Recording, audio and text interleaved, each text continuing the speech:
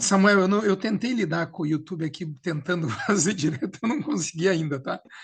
Outra Mas hora você tem. eu tenho que aprender com você. Teu microfone está desligado, Samuel.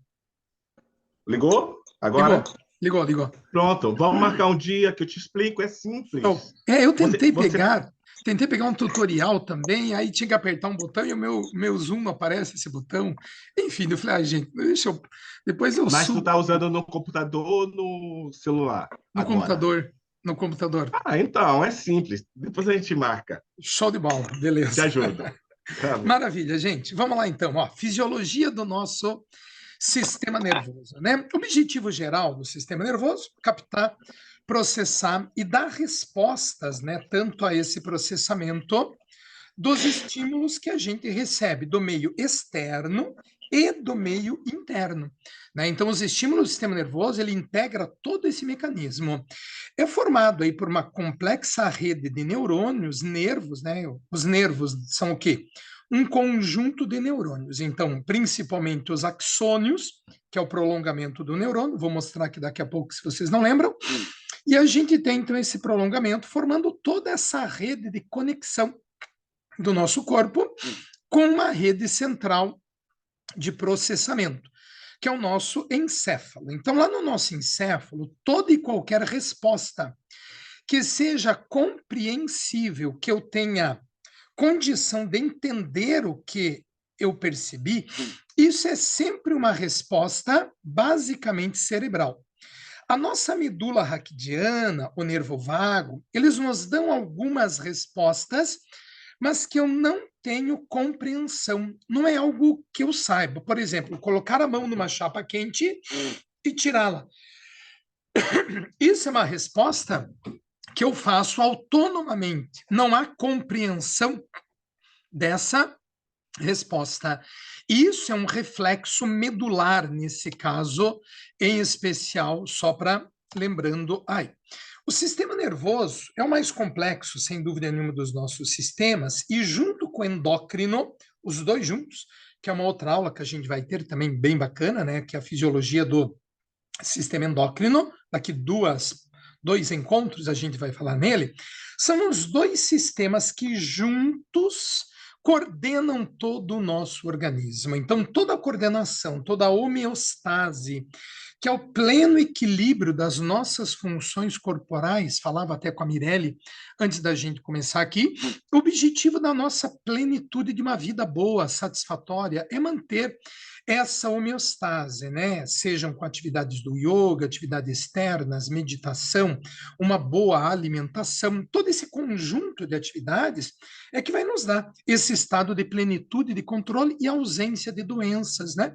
Para que a gente possa ter uma vida tranquila, boa, agradável, que é o objetivo que todos nós queremos, né? Ou seja, desde que nascemos, começamos o nosso processo de envelhecimento. Temos planos de saúde, tem plano funeral, muita gente aí, mas e não lançaram um plano de envelhecimento? Olha que coisa bacana, vamos lançar um plano de envelhecimento. Né? E esse, na verdade, deveria ser o principal objetivo, né? Ir buscando mecanismos, estratégias que nos permitam envelhecer com saúde. Eu quero chegar a 100, 103 anos com saúde, né? Porque eu não quero chegar numa situação, e ninguém quer, né? Claro, nem sempre é uma escolha, mas saúde, eu sempre digo, não sei como vocês veem, mas eu digo que saúde é uma escolha. Ter saúde é uma escolha, né? Existem parasitas, existem acidentes, quebrei uma perna. Isso não é uma escolha, isso é inerente ao sistema externo. Mas no mais, o que eu como, que horas que eu acordo, qual a maneira que eu vou lidar com a minha vida, com os meus sentimentos, com as minhas emoções, de uma certa forma, é uma escolha. A gente consegue determinar muita coisa em relação a isso. Vou escovar ou não vou escovar meu dente? É uma escolha que eu tenho de fazer. Eu vou comer esse alimento ou não vou comer esse alimento? E, na verdade, é isso tudo que vai nos dando essa qualidade de vida, né? Quando a gente fala do nosso centro de pensamento, que é basicamente o nosso intelecto, que está no nosso encéfalo, e aí eu coloco essa pergunta, né? Mente e cérebro são coisas diferentes? São, claro. O nosso cérebro é uma estrutura anatômica, física, pesa em torno de 1,2 kg, 1,4 kg, dependendo de algumas circunstâncias. Isso não interfere na nossa capacidade de inteligência. Não tem nenhuma relação direta esse tamanho do encéfalo do nosso cérebro em especial. A nossa mente, ela nem sempre está dentro do nosso cérebro, como às vezes a gente acaba relacionando dentro da cabeça, né? Se a gente fizesse um exercício simples de fechar os olhos, imaginar uma tela na nossa frente, e imaginar que eu estou desenhando nessa tela, fazendo qualquer coisa, né? E aí a gente pergunta, onde é que está essa tela? Ela está lá dentro da cabeça? Não, ela está em algum lugar aqui no espaço. Essa é a nossa mente. É essa capacidade que nós temos de imaginar, de atribuir dados a isso tudo. E aonde estão os nossos pensamentos? A analogia que a gente muitas vezes faz é como um rio, que seria a nossa mente, e os nossos pensamentos podem ser os barquinhos passando por essa mente aí. E tem uma coisa que eu não escrevi aqui, até me veio agora nessa comparação, porque existe algo a mais do que a mente, algo que está coordenando essa mente, que é o nosso intelecto. E se eu colocar nesse barquinho, nesse rio, os barquinhos, o intelecto seria o observador lá de cima do barranco do rio. Então o rio seria a mente, os barcos, os pensamentos, e quem que está olhando para essa mente? O nosso intelecto, que comanda essa mente, inclusive, né? Esse é um assunto que a gente não vai discutir aqui, mas só para poder intrigar a gente nessa questão da mente. Lá nos Upanishads, né, textos da nossa base, dos nossos Vedas, do Yoga, ele faz a analogia da carruagem, né? Como a carruagem sendo o nosso corpo físico, que nós temos que cuidar dessa carruagem. Porque se eu não cuidar do meu corpo físico, as rodas deterioram, vai cair, a estrutura e o meu corpo físico é super importante para isso. Dentro do meu corpo físico, dependendo das crenças de cada um, está o nosso espírito, a nossa alma. Os cavalos que puxam a carruagem seriam os sentidos. E quem que coordena o cavalo? As rédeas, que seriam a nossa mente. Mas tem alguém cuidando da rédea, que é o cocheiro, que seria exatamente o nosso intelecto, né? Seria uma analogia que nas Upanishads eles buscam trazer em relação a essa relação. Nós poderíamos dizer também que o nosso cérebro é como se fosse o meu computador aqui, a estrutura física do meu computador. Mas no computador eu tenho um Zoom aqui que eu estou usando, que é um software. Eu não posso pegar o Zoom, mas ele existe. É isso que eu gosto, buscar essa relação do cérebro e mente. O cérebro é uma estrutura física, eu posso pegar o cérebro, manipular anatomicamente. Mas a mente, ela existe, a gente pode, inclusive, comandar essa mente, que é o que a gente busca lá nos Yoga Sutras de Patanjali, né, no verso 2, Yoga Chitta Vitrine Rodara, que é a capacidade que nós temos de silenciar a nossa mente, de pôr ela em um único foco. Então veja que eu consigo comandar a minha mente através do meu intelecto, como eu consigo comandar o Zoom aqui, eu posso ligar, desligar ele, mas eu não posso pegar o Zoom, né? Não posso pegar o Instagram, não posso pegar o YouTube. Seria essa relação que a gente pode ter entre a nossa mente e o nosso cérebro de um modo geral. Vou começar com um artigo, né, falando de Outubro Rosa, efeitos do yoga na qualidade de vida, física, psicológica, relacionado ao câncer de mama, relacionado à quimioterapia.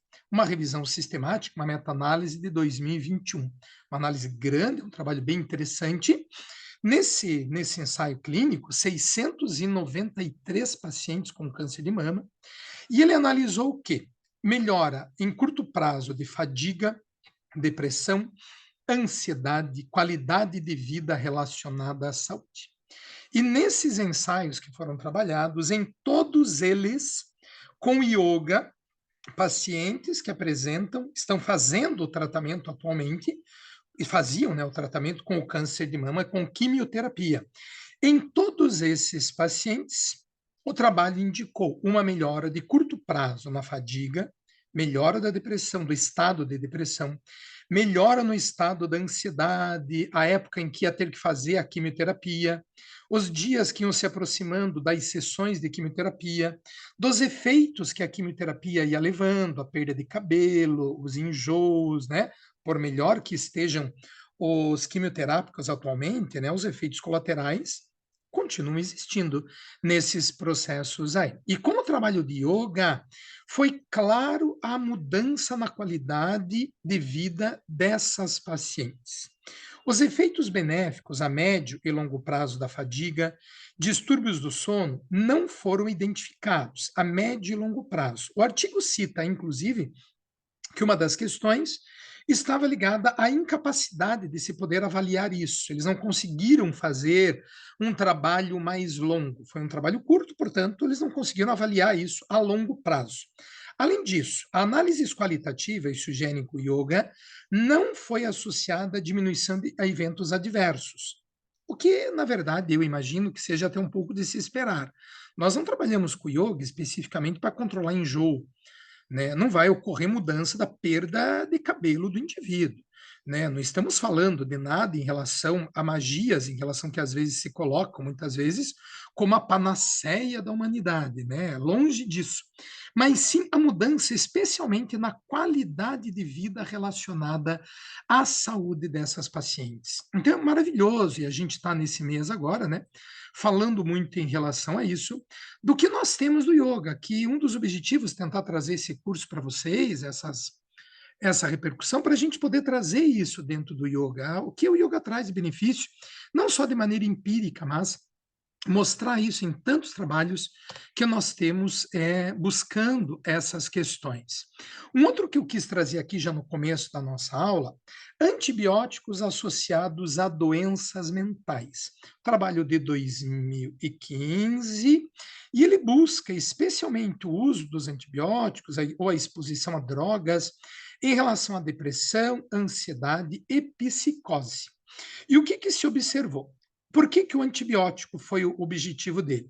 Então, o objetivo, alterações da microbiota, as dibioses, as disbioses. O antibiótico, né, como vocês sabem, ele vai destruir normalmente a nossa microbiota intestinal, principalmente quando usado a longo prazo. Claro que ele muitas vezes é necessário, é sem dúvida nenhuma, uma das coisas mais brilhantes que a medicina moderna nos trouxe, né? Com a redução de doenças, uma sinusite grave, o que que você vai fazer? Não adianta você querer procurar, não é que não adianta, mas é muito mais demorado você tratar isso com a Ayurveda, você ficar usando chás ou ficar pingando gotinhas de óleo nas narinas, e você pode agravar isso de casos até fatais. Claro que eu vou usar antibiótico, né? Sou terapeuta Ayurveda, mas eu não vou deixar de usar os detalhes da medicina, não tem cabimento isso, né? O problema dessa questão é o uso indiscriminado dessas coisas, e não só o antibiótico, tantas outras substâncias químicas que são usadas. Vou falar algo, não me entendam também de forma literal, mas muitas vezes a indústria farmacêutica manipula trabalhos e resultados para que não apareçam muitos eventos relacionados ao efeito de muitas substâncias químicas, né? A indústria farmacêutica, vocês sabem, é a maior indústria do mundo. Em segundo lugar, infelizmente, está a indústria das armas, né? Olha o mundo que, infelizmente, a gente está vivendo, né? Mas, enfim, todos nós sabemos disso, né? E nesse trabalho, o objetivo foi específico dos antibióticos, aumentando o risco de depressão, ansiedade e psicose. Resultado: o tratamento com único curso de antibiótico associado a maior risco de depressão em todos os grupos, especialmente para penicilinas e quinolonas. O risco aumentou com exposições recorrentes. Então, de fato, a nossa microbiota intestinal e o uso específico de certas substâncias químicas está ligado à depressão. Aumento semelhante foi observado para a ansiedade, especialmente com as penicilinas e as sulfas. Não houve alteração para a psicose, pelo menos em nenhum trabalho observado nesses trabalhos que foram apresentados mostrando isso, né? Então é claro que muitas vezes, né, eu já senti, vocês também, tomo antibiótico e me sinto às vezes diferente, me dá mais sono, indisposição, né? Então, a gente deve tentar, obviamente, evitar isso. Nós estamos falando de características mentais, por isso eu trouxe, né? Então, a depressão está ligada ao nosso sistema nervoso, a ansiedade está ligada ao sistema nervoso. Então, quanto menos elementos estranhos a gente consiga trazer para o nosso corpo, não há dúvidas, né, de que efeitos no sistema nervoso eles poderão ser atenuados.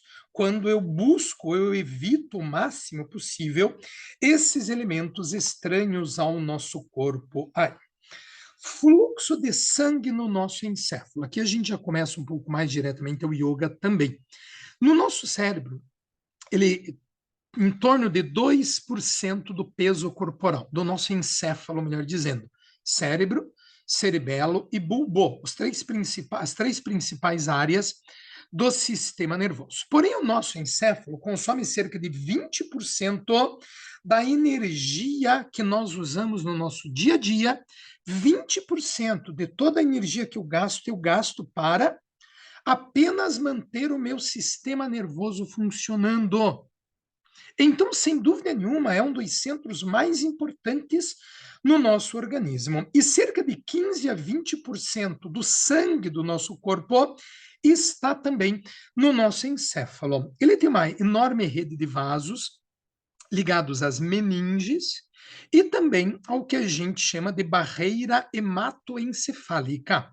Essa barreira hematoencefálica é um conjunto de células que tem realmente uma estrutura muito intimamente formada, o que ela é um grande filtro impedindo penetrações de micro-organismos, bactérias, fungos ao nosso sistema nervoso. Por isso, muitas vezes, algumas desses micro-organismos chegam ao nosso cérebro, muitas vezes pelo bulbo olfativo, abrindo um canal de ligação do bulbo olfativo e através dos próprios neurônios, alguns micro-organismos chegam aqui.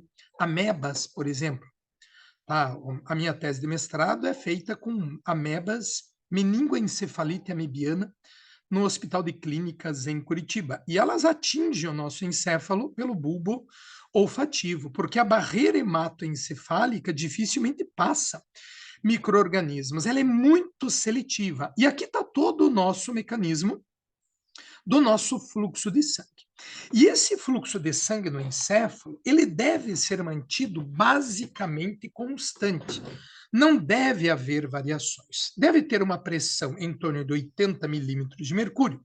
Pressões abaixo de 60 a 70 milímetros de mercúrio, mortalidade e sequelas neurológicas. Olha como é importante isso. A monitorização, questões ligadas aí a bulbo jugular. No nosso cérebro, em torno de 750 ml de sangue por minuto, 15 a 20% do volume total de sangue do meu corpo está ligado ao nosso encéfalo, principalmente devido ao grande consumo de oxigênio. Respiração celular, a gente viu no nosso primeiro encontro, quando falamos em respiração, a respiração celular usa esse oxigênio como mecanismo estratégia na produção de energia. Se o fluxo sanguíneo cai, diminui a função neuronal e lesão irreversível. Então, eu tenho que manter esse fluxo sanguíneo. Se a minha pressão corporal diminui, o meu sistema nervoso tem vários mecanismos de vasoconstrição, vasodilatação, mudança da viscosidade do sangue, entre outros fatores, para manter esse fluxo de sangue no meu encéfalo, buscando a qualquer custo tentar fazer isso. Uma das maneiras é o desmaio. Quando eu desmaio, o meu corpo fica na horizontal. E isso facilita o fluxo sanguíneo para o cérebro do que ir contra a gravidade. Esse é um dos mecanismos, um dos objetivos do desmaio, muitas vezes, no nosso corpo. Mas se eu tenho aumento do fluxo sanguíneo, eu tenho edema cerebral. E áreas de hemorragias podem acontecer e outros problemas, né? O que eu trouxe essa questão em especial aqui? As invertidas do yoga. Muitas vezes falamos da invertida que elas servem para aumentar o fluxo de sangue no cérebro. Gente, isso não é nem bom fazer. Né? A gente pode ter outros objetivos das invertidas. Né, manutenção da melhoria de sangue na periferia do rosto, facilitar o fluxo sanguíneo, especialmente de pernas, por exemplo. Isso é maravilhoso. Né, isso é muito bom. Né, então, fazer com que o sangue das pernas desça, melhore o fluxo sanguíneo do corpo, mas não para o cérebro. Veja, não faz bem você aumentar o fluxo sanguíneo cerebral. Você pode ter um derrame cerebral. Ah, mas eu nunca vi isso em yoga. Eu já vi. Tem um trabalho de diabetes que traz exatamente os efeitos de invertida, podendo inclusive haver descolamento de retina numa invertida. Eu não sei vocês, até os outros colegas que vão assistir essa aula depois, né, que também trabalham até mais, muitas vezes, do que eu com relação ao yoga. Eu procuro trabalhar mais com yoga mais terapêutico, né? Gosto muito dessa área, apesar de gostar do Hatha, do Vinyasa, acho maravilhoso todas essas técnicas do yoga também. Mas o que realmente vocês podem me dizer de pessoas que praticam invertida, elas têm quais os benefícios que essas pessoas tiveram efetivamente pelas invertidas de 10 minutos, 15 minutos, eventualmente que são feitas em alguns casos, né? Isso realmente melhorou a memória? Houve rejuvenescimento? Eu nunca li nada que comprove isso. Pelo contrário, só li coisas prejudiciais. Problemas de cervical a longo prazo, né? Quando especialmente no pouso sobre a cabeça, né? E veja, quando a gente fala dessas técnicas que muitas vezes são milenares, nós falamos de pessoas que vivem do yoga muitas vezes há muito, muito tempo, desde pequenos. São corpos diferentes do que nós temos hoje. Então, eu também entendo que o yoga tem que ser entendido de outras maneiras. E nós não tínhamos toda essa compreensão e nem tampouco a estrutura do nosso corpo como hoje, de um modo geral. Então, de uma forma, eu procuro dizer que não aconselho essas ideias, essas invertidas durante longo tempo, e muito menos o pouso sobre a cabeça. Entre outras técnicas, o Iyengar Yoga tem umas estratégias muito interessantes, com cordas e faixas, apoio nos ombros, cadeiras especiais, né? Mas eu entendo que isso tem muito mais a ver com o fluxo sanguíneo do que do corpo como um todo com relação ao fluxo cerebral. Até porque o aumento agudo durante um exercício que ocorre quando eu vou fazer uma atividade física intensa, o nosso corpo entra num monte de sistemas para regular isso. Vasoconstricção das artérias grandes e médias, para não deixar ter uma pressão muito grande nos vasos pequenos, porque eles podem romper e eu vou ter um AVC. Então o corpo entra numa série de mecanismos, muda a viscosidade do sangue, a hiperventilação. Em muitos exercícios de yoga, que nós também comentamos no encontro anterior, Bhastrika, Pranayama, hiperventilação diminui a pressão intraencefálica às custas da queda do fluxo sanguíneo. Mas olha o resultado, alto potencial de isquemia. Também cuidados nesses mecanismos. Fato que a hiperventilação, ela normalmente é temporária, e o nosso sistema tem um mecanismo de correção muito rápido.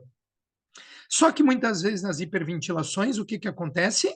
Tontura, vista turva, eventualmente, que pode vir a acontecer. Ok, o nosso corpo regulou. Porém, cuidados nesses mecanismos do yoga são extremamente importantes. O simples baixar a cabeça, levar o corpo então lá para baixo e subir rapidamente, você aumenta muito, muito rapidamente o fluxo sanguíneo no corpo, o que muda às vezes também essa tontura. Então, por isso que a gente sempre aconselha no yoga prender o queixo aqui no peito e quando subir o corpo, por último subir o queixo. Porque a gente comprime as carótidas e aí eu não tenho esse aumento da pressão rápida que ocorre na parte encefálica, mudando essa dinâmica de oxigênio e de gás carbônico no nosso fluxo sanguíneo. Então, é uma fábula, podemos dizer assim, que esse processo de invertidas aumentam o fluxo de sangue no cérebro. Isso não tem relação fisiológica nenhuma em relação a isso aí. É muito discreto, se aumentar é muito discreto e não faz bem. O fluxo sanguíneo cerebral deve ser mantido absolutamente constante. Já isso há muito tempo, desde 1957, se não me engano, em que foi estabelecido esse mecanismo da manutenção da quantidade de sangue no sistema nervoso central. Todo o nosso sistema nervoso ele tem origem lá na embriologia de células da ectoderme. Então, existe no nosso organismo os tecidos embrionários, ectoderme, endoderme, mesoderme. Esses tecidos embrionários, eles vão originar todos os tecidos do nosso corpo. E as células mais superficiais do nosso corpo originam o nosso sistema nervoso central, formado basicamente por neurônios e por células da glia, também conhecidas por células da neuroglia. Estas células aqui no embrião, isso aqui seriam as costas ou costinhas do embrião, estão lá nas costas do embrião, de mais ou menos 3 semanas, tamanho de uma ervilha ou até menor do que uma ervilha, começa a surgir o nosso sistema nervoso aqui na parte superior do embrião, nas costas do embrião, forma-se o sulco neural, células da ectoderme, aqui esse sulco neural vai originar a medula raquidiana, e aqui na frente ele vai dilatar-se. E quando ele dilata-se, lá nas costinhas do embrião, dilata-se, forma o nosso encéfalo dilatado aqui na parte anterior. Então, todo o nosso sistema nervoso, ele vem de células ectodermais. Por que trazer isso para vocês, além da informação importante também? Existem várias doenças que estão ligadas ao sistema nervoso e se refletem eventualmente na pele. Vitiligo, por exemplo. Vitiligo é uma doença ligada ao sistema nervoso, normalmente. E o reflexo se dá na pele. Urticária. Quantos tipos de urticária estão ligados normalmente ao estresse? A maioria. Entre outras patologias que podem surgir na nossa pele, porque tanto pele e sistema nervoso têm a mesma origem embrionária. Surgem exatamente da mesma estrutura embrionária do nosso corpo e muitas questões se refletem na nossa pele quando temos uma questão de estresse crônico, fadiga de adrenal, entre outros eventos que podem ocorrer, temos reflexos, inclusive, na nossa pele, despigmentação, hiperpigmentação, que são coisas simples, até doenças mais graves, como o próprio vitiligo, como muitas vezes a urticária ocorrendo a partir daí. Dando sequência nisso aqui, ó, quando na origem do nosso sistema nervoso, então a placa neural, o sulco neural, o sistema nervoso, a epiderme, e tem um monte de outras células que se desprendem na formação do embrião. São as chamadas células das cristas neurais. Estas células correm por todo o corpo daquele embrião de forma aleatória e vão originar o tecido nervoso periférico. Como é que a gente sabe que tem que ter neurônio no dedo, neurônio no pé, neurônio inervando o nosso corpo? A gente não sabe. Quando o corpo do embrião está se formando, o sistema nervoso surge simplesmente por células que migram e elas ficam espalhadas pelo corpo. Estas células estão formadas, espalhadas pelo corpo, e depois o nosso corpo começa a fazer um refinamento das conexões. Os neurônios que são estimulados mantêm o filamento. O neurônio que não é estimulado, ele perde o filamento dele, ele regride e desaparece. Tem vários experimentos que já foram feitos, infelizmente, com animais, né? Mas de pegar um ratinho recém-nascido e tampar o olho do rato, ele não tem nenhum problema. Semanas depois, ele está cego daquele olho. O nervo óptico não foi estimulado, o nervo regrediu e ele fica cego devido à regressão do nervo óptico aí, entre outras questões. Logo, quanto mais eu estimulo o neurônio, mais ele cresce, mais ele se desenvolve, mais ele se ramifica, esse neurônio, a partir dos estímulos. E isso não vale só para o embrião. Claro que na criança, em desenvolvimento, isso é muito incrível, espetacular, o crescimento neuronal e o desenvolvimento deles. Mas em qualquer idade, nós temos desenvolvimento e crescimento de neurônios também. Esses neurônios continuam sendo estimulados e crescendo. Por isso a importância das fisioterapias que estimulam áreas do sistema nervoso que muitas vezes foram perdidas, atrofiadas, e elas retomam. Basta ter persistência, insistência nesse mecanismo, que existe um desenvolvimento de conexão. Aqui é a mesma coisa, só que isso é embrião de galinha, mostrando que aqui estaria o tubo neural, aqui vai se formar o encéfalo, as células se desprendem do corpo e vão originando nervos sensitivos e nervos motores. Esses nervos, eles vão se desenvolvendo, sendo criados a partir daqui, e na medida que eu estimulo esses nervos, mais eles se desenvolvem. Então, quanto maior a estimulação, maior o desenvolvimento dos neurônios. Então, surge muito mais neurônio do que eu vou ter no final. Os neurônios vão sendo refinados na medida que eles se formaram. Então, formou-se todos esses aqui, e no final das contas, poucos neurônios se mantiveram. O restante vai desaparecer do nosso corpo no sistema nervoso periférico. E novos vão surgindo. A gente pode desenvolver novos neurônios em algumas situações em especial. Como que é um neurônio? Só para a gente relembrar aqui, ó. O neurônio é formado por dendritos, que são filamentos que têm a função de receber estímulos nervosos. Todo e qualquer estímulo nervoso de um neurônio é sempre recebido pelos dendritos. Depois, esse estímulo passa para o corpo celular ou pericário e corre por esse prolongamento chamado de axônio, o nome desse prolongamento por onde passa o estímulo neuronal. E ele vai até o final, lá chegando no final do axônio. Que tamanho que tem o axônio? Eles são as menores células do nosso corpo, sistema nervoso central, e algumas das maiores. O axônio do nervo ciático pode ter até mais do que metro de comprimento. O corpo celular do nervo ciático está na medula raquidiana e o dendrito, os telodendros, desculpem, eles inervam o dedão do pé. Então, o nervo ciático ele vem da medula raquidiana até o dedo do pé. Um axônio. Claro que não é um só, são milhares de neurônios juntos que formam o nervo ciático. O nervo ciático é formado por um conjunto de neurônios. Mas um neurônio só, ele tem o prolongamento de mais de 1 metro de comprimento, a estrutura do seu axônio. Normalmente revestidos por células que formam uma estrutura lipídica chamada de bainha de mielina. A bainha de mielina ela tem a função de fazer com que a velocidade do impulso nervoso seja mais rápida. Existem neurônios mielínicos e neurônios amielínicos. Funcionam do mesmo jeito. Só que a velocidade da transmissão é cerca de 100 vezes menor nos neurônios amielínicos. Então, existem naturalmente alguns neurônios amielínicos que funcionam no nosso corpo de forma plena e satisfatória. E assim deve ser. Mas neurônios mielínicos, eles têm o objetivo de transmitir a informação com maior rapidez.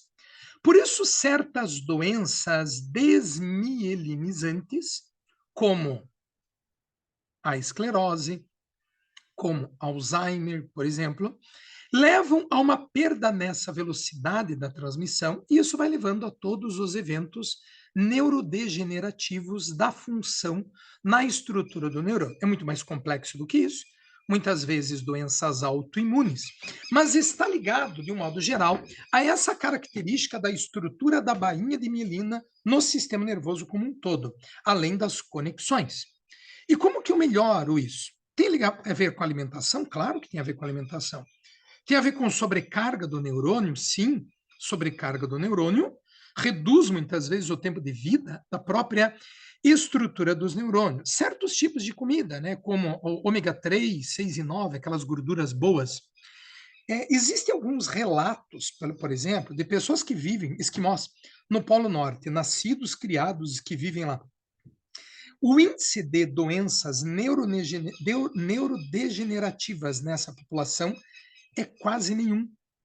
Enquanto que os mesmos indivíduos que vão para outras cidades e ficam lá nos fast foods da vida, desenvolvem doenças neurodegenerativas. Então não tem a ver só com a genética, tem a ver com o modo de alimentação. E o que se observa? As pessoas que vivem, por exemplo, no Polo Norte, pelo tipo de alimentação deles, sem criticar a B, C ou D, mas a alimentação, com muitas vezes animais da região, né? Eles comem cerca de 40 vezes mais ômega 3, 6 e 9 do que qualquer outra população, pelo menos estudada. Então, é claro que alguma relação desses tipos de gorduras saudáveis, ômega 3, 6 e 9, pode estar diretamente associado a uma integridade de manutenção, um auxílio, pelo menos, na manutenção. Eu não tenho nenhuma representação, tá, de empresa que fabrica 3, 6 e 9 aqui, tá?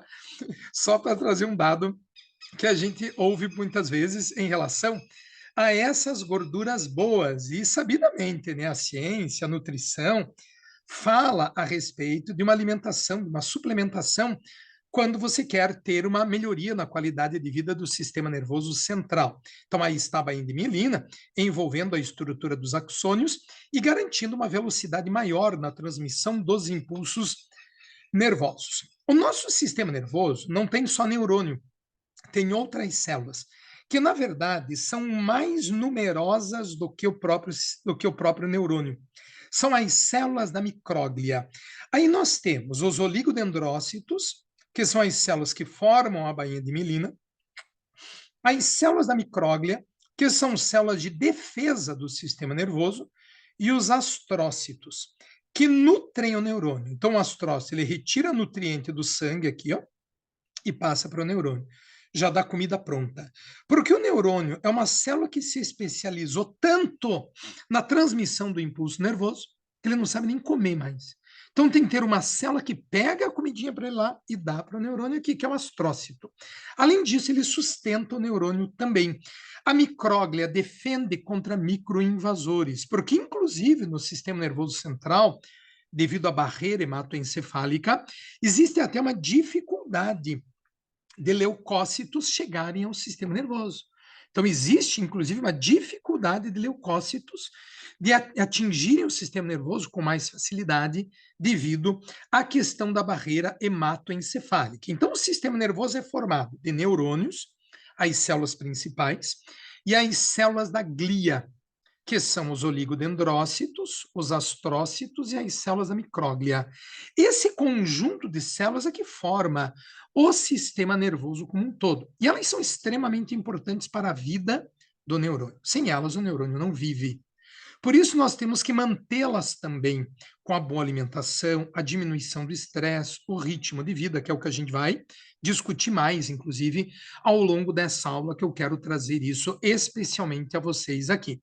E como que o nosso sistema nervoso funciona? Ele funciona numa chamada lei do tudo ou nada.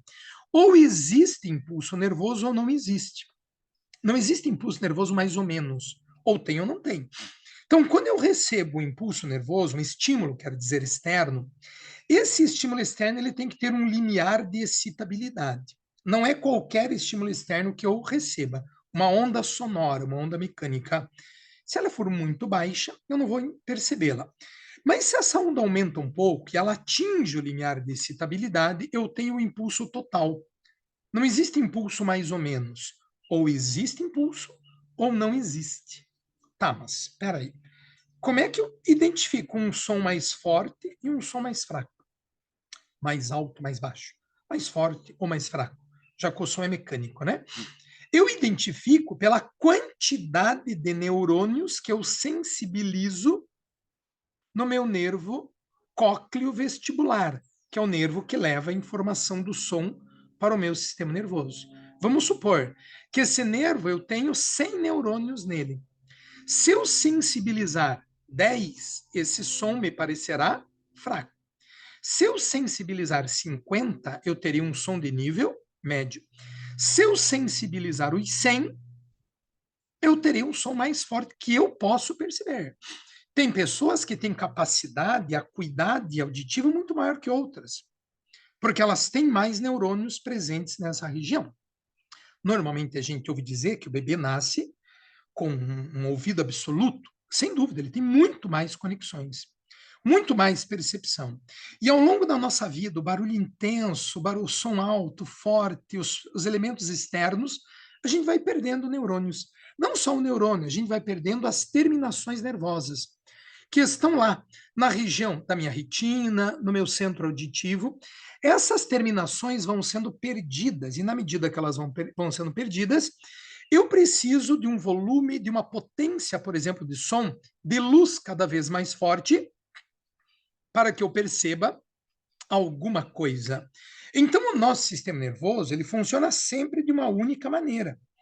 E isso, inclusive, independe essa questão ela independe de onde o estímulo, de como o estímulo é, quero dizer.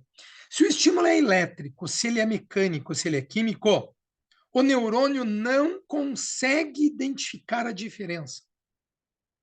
Onde que eu identifico a diferença? Onde o impulso chega. Se o impulso chegar no centro da audição, eu identifico como som.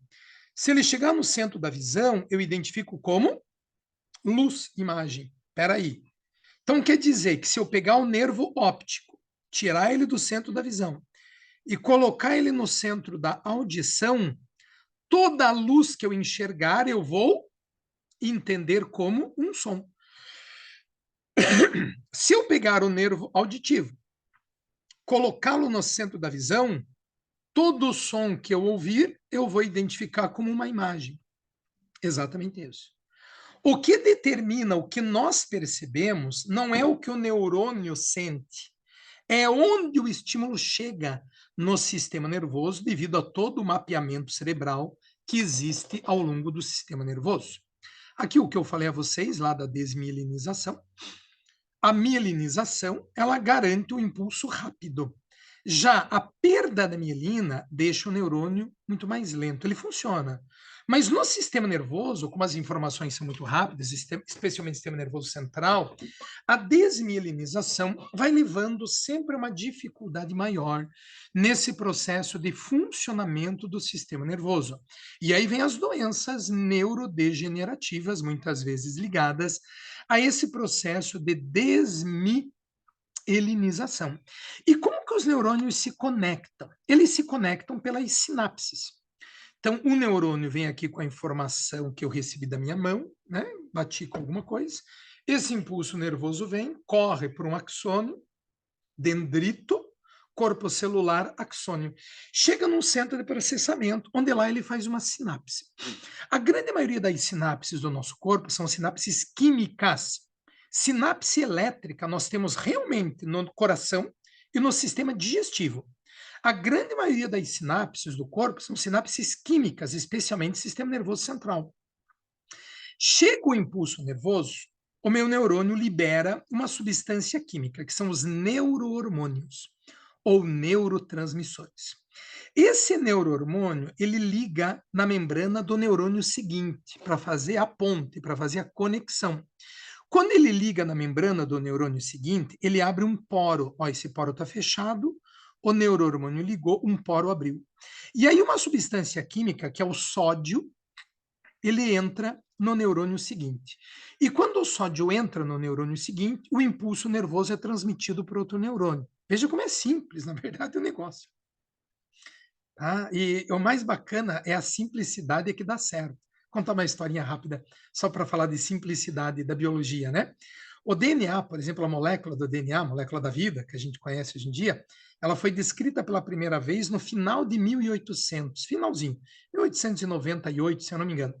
Mas ela só foi identificada como a molécula da vida em 1944, que descobriu-se que ela era responsável pela vida. E em 53, James Watson e Francis Crick descrevem a estrutura da molécula de DNA, Prêmio Nobel de Medicina e Fisiologia, que eles ganharam por isso, né? Mas do final de 1800 até 1940, ninguém estudou DNA.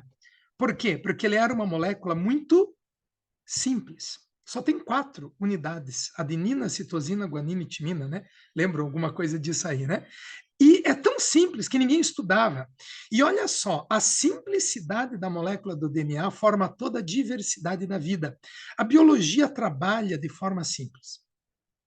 Quanto mais simples a coisa, melhor o funcionamento, menos erros, menos problemas. E o sistema nervoso é uma coisa que, apesar da complexidade que nós criamos, seres humanos, né, ao longo da nossa evolução, que é lindo, maravilhoso isso, mas o funcionamento base, a estrutura base é simples. O impulso chega, libera neurohormônio, abre canal, sódio passa, impulso segue, e assim vai. Podemos fazer isso cerca de 2, 3, alguns autores dizem, até 10.000 vezes por segundo. Olha que incrível isso. Liga, desliga, conecta. Um neurônio pode fazer isso cerca de 2.000 vezes por segundo, 2.000 conexões diferentes a cada segundo. É isso que nos dá essa capacidade de conexão. Vejam, memorizar não é inteligência. Inteligência é conectar o que a gente aprende. A aprendizagem é uma coisa, a conexão que eu consigo fazer, a interpretação, a interrelação das características é que é mais importante. Não é o memorizar. Memorizar está escrito nos livros aí. Nós já conseguimos externalizar isso. Não que a gente não precise. Acho muito bacana memorizar. Mas o mais importante não é o memorizar, é o aprender e conseguir interrelacionar as informações. Inclusive, a nossa memória é através de sinapses. Esses neurohormônios passam aqui. Acetilcolina, adrenalina, noradrenalina, os mais importantes. Mas aí eu tenho dopamina, GABA, serotonina, ocitocina e outros aqui. A gente vai falando ao longo da aula e lembrando com vocês aí. Mas a sinapse, ela funciona como um interruptor, liga, desliga. Passou o neurohormônio, a acetilcolina foi liberada. O impulso passou. Vem uma enzima chamada de acetilcolinesterase e ela degrada a acetilcolina. E o impulso desliga. É como um interruptor. Chegou o impulso, clique. Passou o impulso, desclique, desliga. Por quê? Para não sobrecarregar aquele sistema. Porque se eu sobrecarregar aquele sistema, vou fazer analogia com um cabo de energia com fio de luz. Se eu passar uma tensão maior naquele cabo de energia, o que vai acontecer com o fio de luz? Derrete. E a analogia é extremamente real no sistema nervoso central. Quando passa a informação, eu tenho que desligar, porque senão eu sobrecarrego os neurônios. E eles torram, literalmente, morte de neurônio. Aqui agem basicamente os neurohormônios e as drogas sintéticas externas. Cocaína. A cocaína ela tem receptores nos neurônios semelhantes aqui. Ela liga e ela abre o canal. Quando ela abre o canal, o impulso passa a ser permanente. Porque eu não tenho uma enzima para degradar a cocaína. E quanto tempo ela dura? Aí depende da droga, depende da meia-vida que a droga tem. E o meu sistema nervoso fica hiperexcitado. Hiperexcitado. Só que quanto mais eu ligo essas substâncias no sistema nervoso, não me entendam mal no que eu vou dizer, mas mais o sistema nervoso gosta. É muito fácil viciar o sistema nervoso. Porque você vicia ele com substâncias químicas. Ligou, ele adorou isso. E aí no dia seguinte ele fala para você o quê? Quero mais. E eu preciso disso agora, porque você tem que me dar isso. Se você não me der, eu vou ficar transtornado. Transtornos. Começam os transtornos. O vício de várias substâncias. E a gente vai falar nisso, especialmente nas dependências, né, que existem ligadas ao sistema nervoso. Só que às vezes os receptores abrem demais e eu preciso de uma dose muito alta. E aí vem a morte pelas overdoses. Então, o efeito das substâncias químicas, ela age na sinapse do sistema nervoso, nas regiões das sinapses do sistema nervoso. E aí a gente entra nesses vícios. Eu posso me viciar em adrenalina, como a gente fala, é verdade, né? A pessoa precisa, muita adrenalina no corpo, é necessário. Melhor do que outras coisas. Posso me viciar em leitura de alguma coisa. Vocês entendem o que eu estou falando, né? Tem gente que gosta de ler. E eu não li hoje, sei lá, adoro fazer isso, me sinto bem, né? Quando eu leio, libero dopamina, serotonina no meu corpo. Então, veja, a gente tem várias possibilidades de fazer o sistema nervoso funcionar bem, com coisas naturais que realmente nos dão esse estado de satisfação, sem ter que buscar a coisa no meio externo. Não estou criticando, e muitas vezes são disfunções, né, que as pessoas têm no centro de especialmente no nosso centro de prazer, né, onde a gente precisa dessas questões, e você não recebe isso por outros fatores, a gente acaba buscando alguma coisa para trazer isto aí também. Deixa eu ver. Fala, Mirelle, pode perguntar, fiquem super à vontade. Sim, eu fiquei mais na dúvida para entender esse funcionamento do sistema nervoso para quem tem uma característica mais depressiva. Quer dizer que ele não faz essas ligações tão rápidas, porque a lentidão é uma das características, né? Uhum. Não sei, fiquei pensando. Não é que ele não faça a E a lentidão. depressão, tipo, O transtorno de depressão, por exemplo, transtorno maior, ele pode estar ligado à diminuição de serotonina e à diminuição de GABA. tá? A gente vai falar nisso daqui a pouquinho, inclusive na amígdala, que é uma região do sistema nervoso, centro de recompensa. Então, ela pode estar ligada a uma diminuição desses neurotransmissores. Então, não é que não faça a ligação, mas como eu tenho menos neurotransmissor, eu acabo não conseguindo ter alguns estados de satisfação, especialmente nos centros de recompensa, que é a amígdala. Eu vou falar mais nisso daqui a pouquinho, Mi, tá? Mas não é que a Não pessoa tem a ver com o sistema nervoso, então. tem a ver, mas principalmente com os neurohormônios e não com a fisiologia do sistema. Por isso, se eu aumento a produção de Ah, tá. serotonina no meu corpo, o meu estado depressivo diminui. E já que estamos falando da serotonina, dias mais chuvosos, dias onde eu tenho menos luz, eu tenho menos serotonina, porque a luz estimula a glândula pineal, que é um dos principais centros de produção de serotonina. E eu tenho um estado de mais tristeza, me sinto mais depressiva, vamos dizer assim. Em dias com maior luminosidade, naturalmente eu tenho uma tendência a me sentir melhor. A luz estimula a produção de serotonina. Isso não é regra, né? Porque eu tenho fatores genéticos, hereditários, fatores externos, alimentares, é complexo. É Até porque porque daí eu fiquei pensando na medicação que os médicos dão para quem tem perfeito. depressão e tudo mais, como é que essa medicação age no sistema nervoso. Age exatamente nesse ponto. Ou ela pode simular a questão da serotonina, ou ela diminui, ela bloqueia os receptores que tiram a serotonina, entre outros neurohormônios, o GABA, por exemplo. Aí você mantém esse neurohormônio circulante por mais tempo. Como o neurohormônio é mantido por mais tempo circulante, você tem um efeito melhor. Pessoas que têm déficit de atenção, tomam lá Ritalina, outros medicamentos que são similares, né? Esses medicamentos impedem a recaptação, por exemplo, de GABA. E aí o neurohormônio, ele fica mais dopamina, ele mantém esse neurohormônio mais tempo circulante. Como esse neurohormônio fica mais tempo circulante, eu fico mais atento. Então quer dizer que funciona. Funciona, claro. Só que eles criam dependência, normalmente. E aí chega uma hora que você começa a não funcionar mais, ou a exigir quantidades maiores. Eles podem ter efeitos colaterais, por exemplo, muitos desses medicamentos relacionados para o déficit de atenção, sabidamente levam a maior índice de depressão. Tá? Isso é comum acontecer. Então a gente deve pensar, eu pelo menos sempre procuro falar isso, devemos fazer com que essas coisas todas do nosso sistema nervoso aconteçam de forma natural. Então, eu tenho mecanismos que aumentam esses elementos: o yoga, o exercício físico, alimentação saudável, relacionamentos, tá? São coisas bem conhecidas da literatura para aumentar ou melhorar a questão dos neurohormônios e neurotransmissores. Tudo bem, Mi? A gente vai continuar falando e pode Beleza. interromper quando quiserem, beleza? Ótimo. Aqui uma outra conexão é uma sinapse neuromuscular. Então, o nosso sistema nervoso periférico, a gente vai falar isso no nosso próximo encontro também, que a gente vai falar de músculo e osso, né? O sistema músculo-esquelético. Mas eu tenho o sistema nervoso fazendo conexão com o músculo.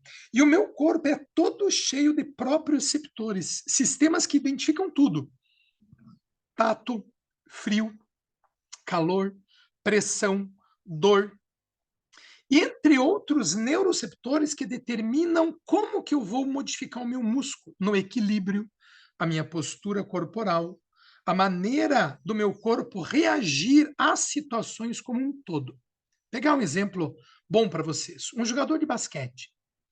Ele está em várias posições na quadra, ele arremessa a bola e acerta a cesta. E a bola pode ser diferente. Por isso que às vezes a gente diz que o jogador tem que se adaptar ao peso da bola.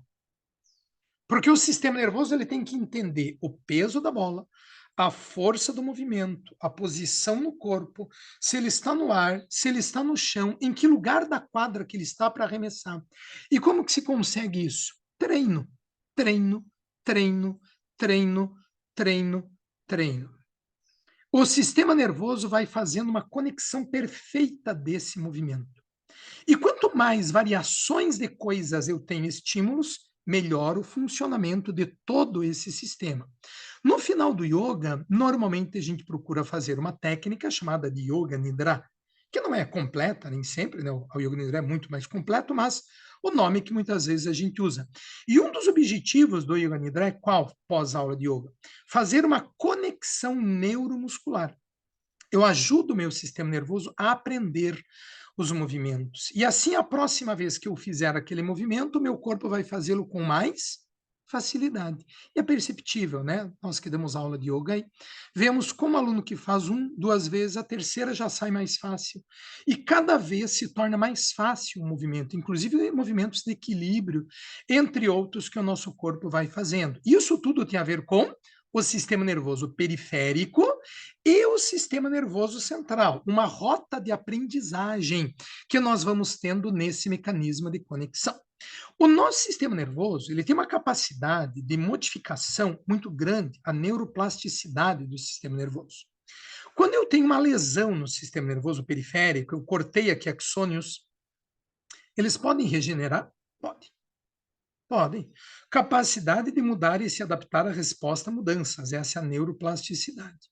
Mas uma lesão no sistema nervoso periférico, eu posso ter regeneração, posso? O que eu preciso ter? Estímulo externo, principalmente. A fisioterapia, a ação, o movimento. E, às vezes, onde nós entramos muito nisso, não é nem o movimento da mão. O indivíduo perdeu o movimento de dedo por uma lesão. Mas se eu estimular mentalmente esse indivíduo a usar esse dedo, eu começo a produzir substâncias químicas que vão estimular a formação do cone de crescimento do neurônio. Isso é provado, tá? O primeiro neurohormônio que foi descrito em final de 90, o NGF, o Neuronal Growth Factor, é um fator de crescimento de neurônio. Ele estimula a formação de neurônio. É por isso que a pessoa que às vezes sofre uma lesão, ela perde um determinado movimento, estimula, fisioterapia, não desiste, insiste, neurônio regenera, principalmente axônio. Lesões de medula muito graves, dificilmente você consegue reestruturar. É grande a lesão, é muito intensa, necrose de tecido, inflamação.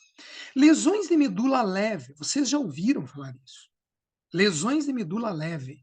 E quando o atendimento é rápido, é imediato, é quase instantâneo. A fisioterapia começa até em 24 horas depois da lesão. O indivíduo está lá com uma paralisia de perna, de membro inferior. Meses depois, eventualmente, ele volta a ter movimentação de dedos. Quantos casos vocês já ouviram falar? E eu não estou falando de célula-tronco, que aí é outra questão. A gente pode até marcar uma outra aula depois do nosso curso sobre isso. Né? Tivemos até um caso aí no interior do Paraná, vocês todos acompanharam lá em Foz do Iguaçu, né? Fazendo tráfico de célula-tronco, enfim. As discussões são enormes sobre isso, os benefícios e os malefícios que podem trazer, né? Mas é outra estrutura. Mas o neurônio se regenera, principalmente quando são lesões mais não são tão intensas na estrutura do neurônio. A outra maneira do neurônio assumir uma lesão que ocorreu é ele formar ramo colateral. Então eu tenho aqui os neurônios que estão inervando a mão. Um dos neurônios morreu aqui, teve uma lesão, um acidente, foi cortado. Esse neurônio, ele não vai crescer mais. Vamos supor que ele não vai para frente. Mas um outro neurônio colateral dele assume a função dele e você volta a movimentar o dedo. Então, o mesmo neurônio ele pode reestruturar aquele neurônio que foi perdido, ou, o que é muito mais comum, neurônios colaterais assumem a função daqueles perdidos. Isso vale muito para o sistema nervoso central. Uma pessoa sofreu um derrame cerebral, perdeu a fala, vamos supor. E meses depois, fisioterapia, estímulos, fisioterapia, a pessoa volta a falar. Não, nem sempre como igual, mas o que aconteceu? Pode ter havido regeneração de neurônio? Pode também, que é mais difícil, mas a neurogênese também existe. Mas o que é muito mais comum, neurônios assumem ramos colaterais e retomam aquela determinada função no nosso sistema nervoso como um todo. Então, a plasticidade do sistema nervoso, que é essa capacidade dos neurônios reassumirem funções, ou eles estarem sempre se renovando, ela depende, claro, da localização de uma lesão, se existiu, a extensão da lesão, se existir, desenvolvimento de como que essa lesão vai ser tratada e a estimulação ambiental. Idade, sem dúvida nenhuma.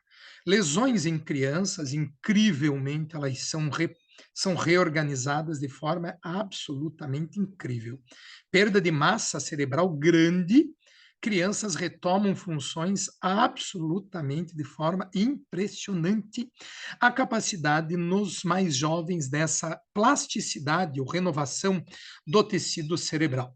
Um estudo de 2018, pacientes acima de 55 anos de idade, treino condicionado, condicionamento físico e musculação. Esse trabalho não fala do yoga, tá? Grupo controle, grupo experimental. Durante 6 meses, esses pacientes, essas pessoas com idade de 55 anos ou mais, não faziam exercício físico, não tinham hábitos nenhum, treino de condicionamento físico e musculação.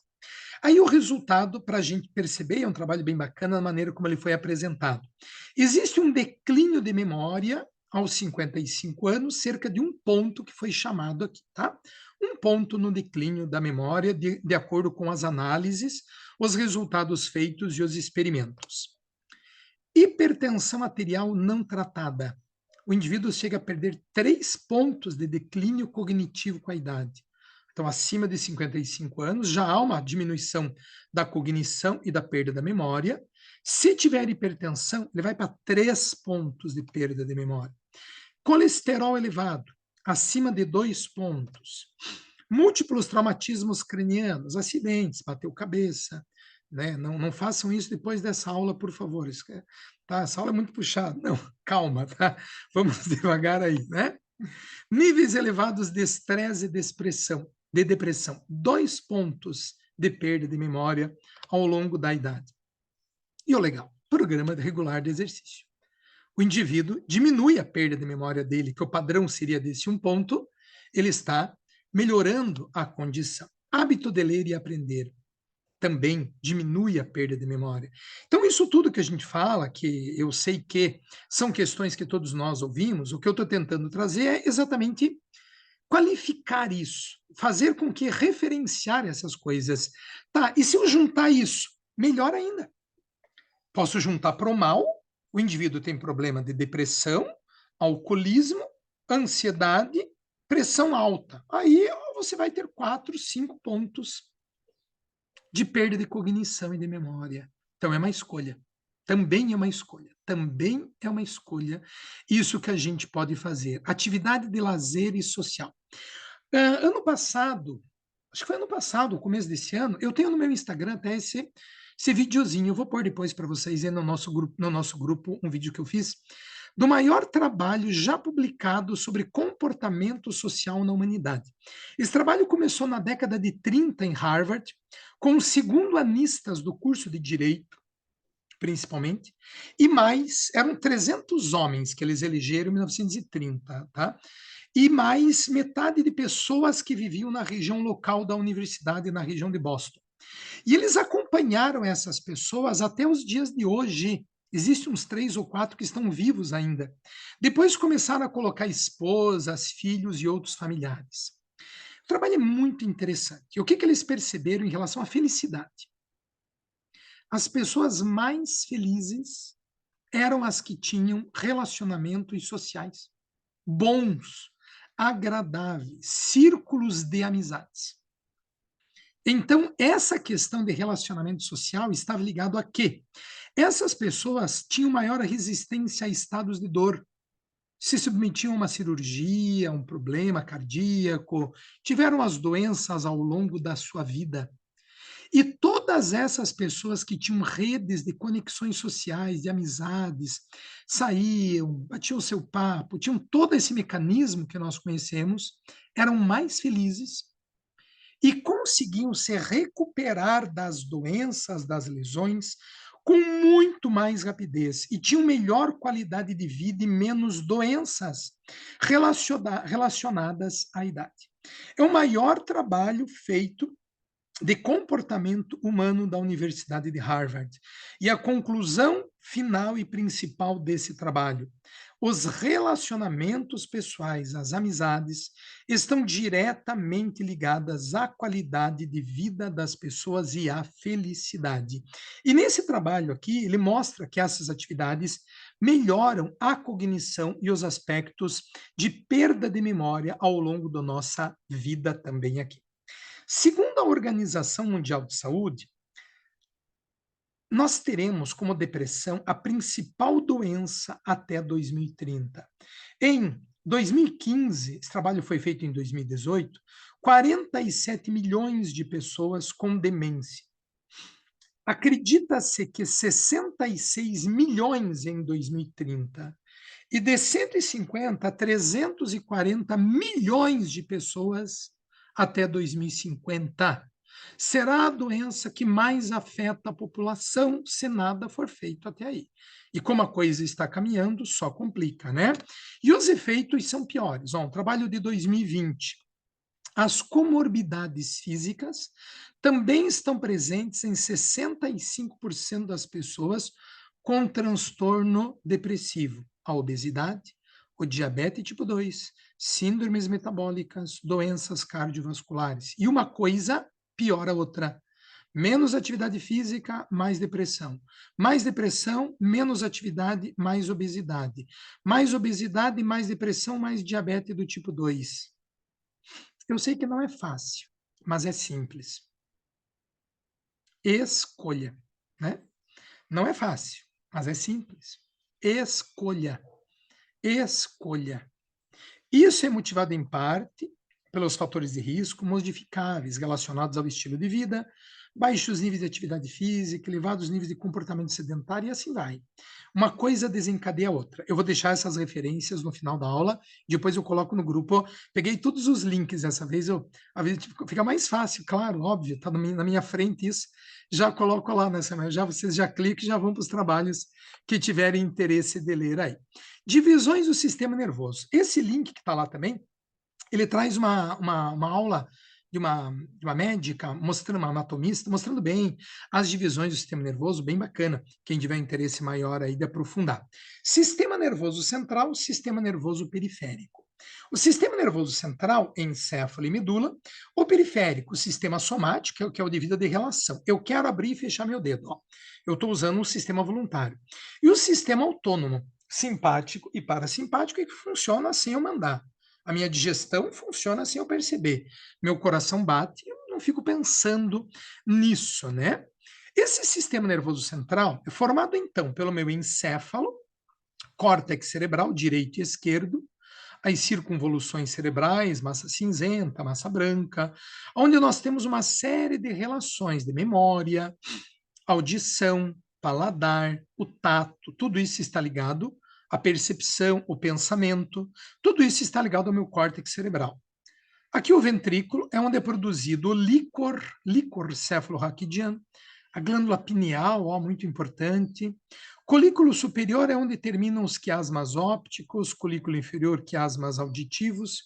Cerebelo está ligado ao nosso equilíbrio, percepção no espaço, tônus muscular. A medula oblonga seria onde eu tenho o centro da respiração, o bulbo olfativo, onde nós temos o bulbo respiratório, desculpem, onde nós temos a percepção dos batimentos cardíacos, da respiração. E a medula espinhal, aqui embaixo, né? Isso tudo constitui o sistema nervoso central. Nosso sistema nervoso central é totalmente protegido por uma caixa craniana dura, osso, e pelas meninges. E entre as meninges, entre essas membranas que revestem o sistema nervoso, que são três, uma bem dura, dura mater, uma intermediária, a aracnoide, e uma bem fininha, que parece um plástico filme grudado diretamente no neurônio, a pia mater. Essas membranas, elas protegem, né? E no meio delas existe um líquido, que é o líquido cefalorraquidiano.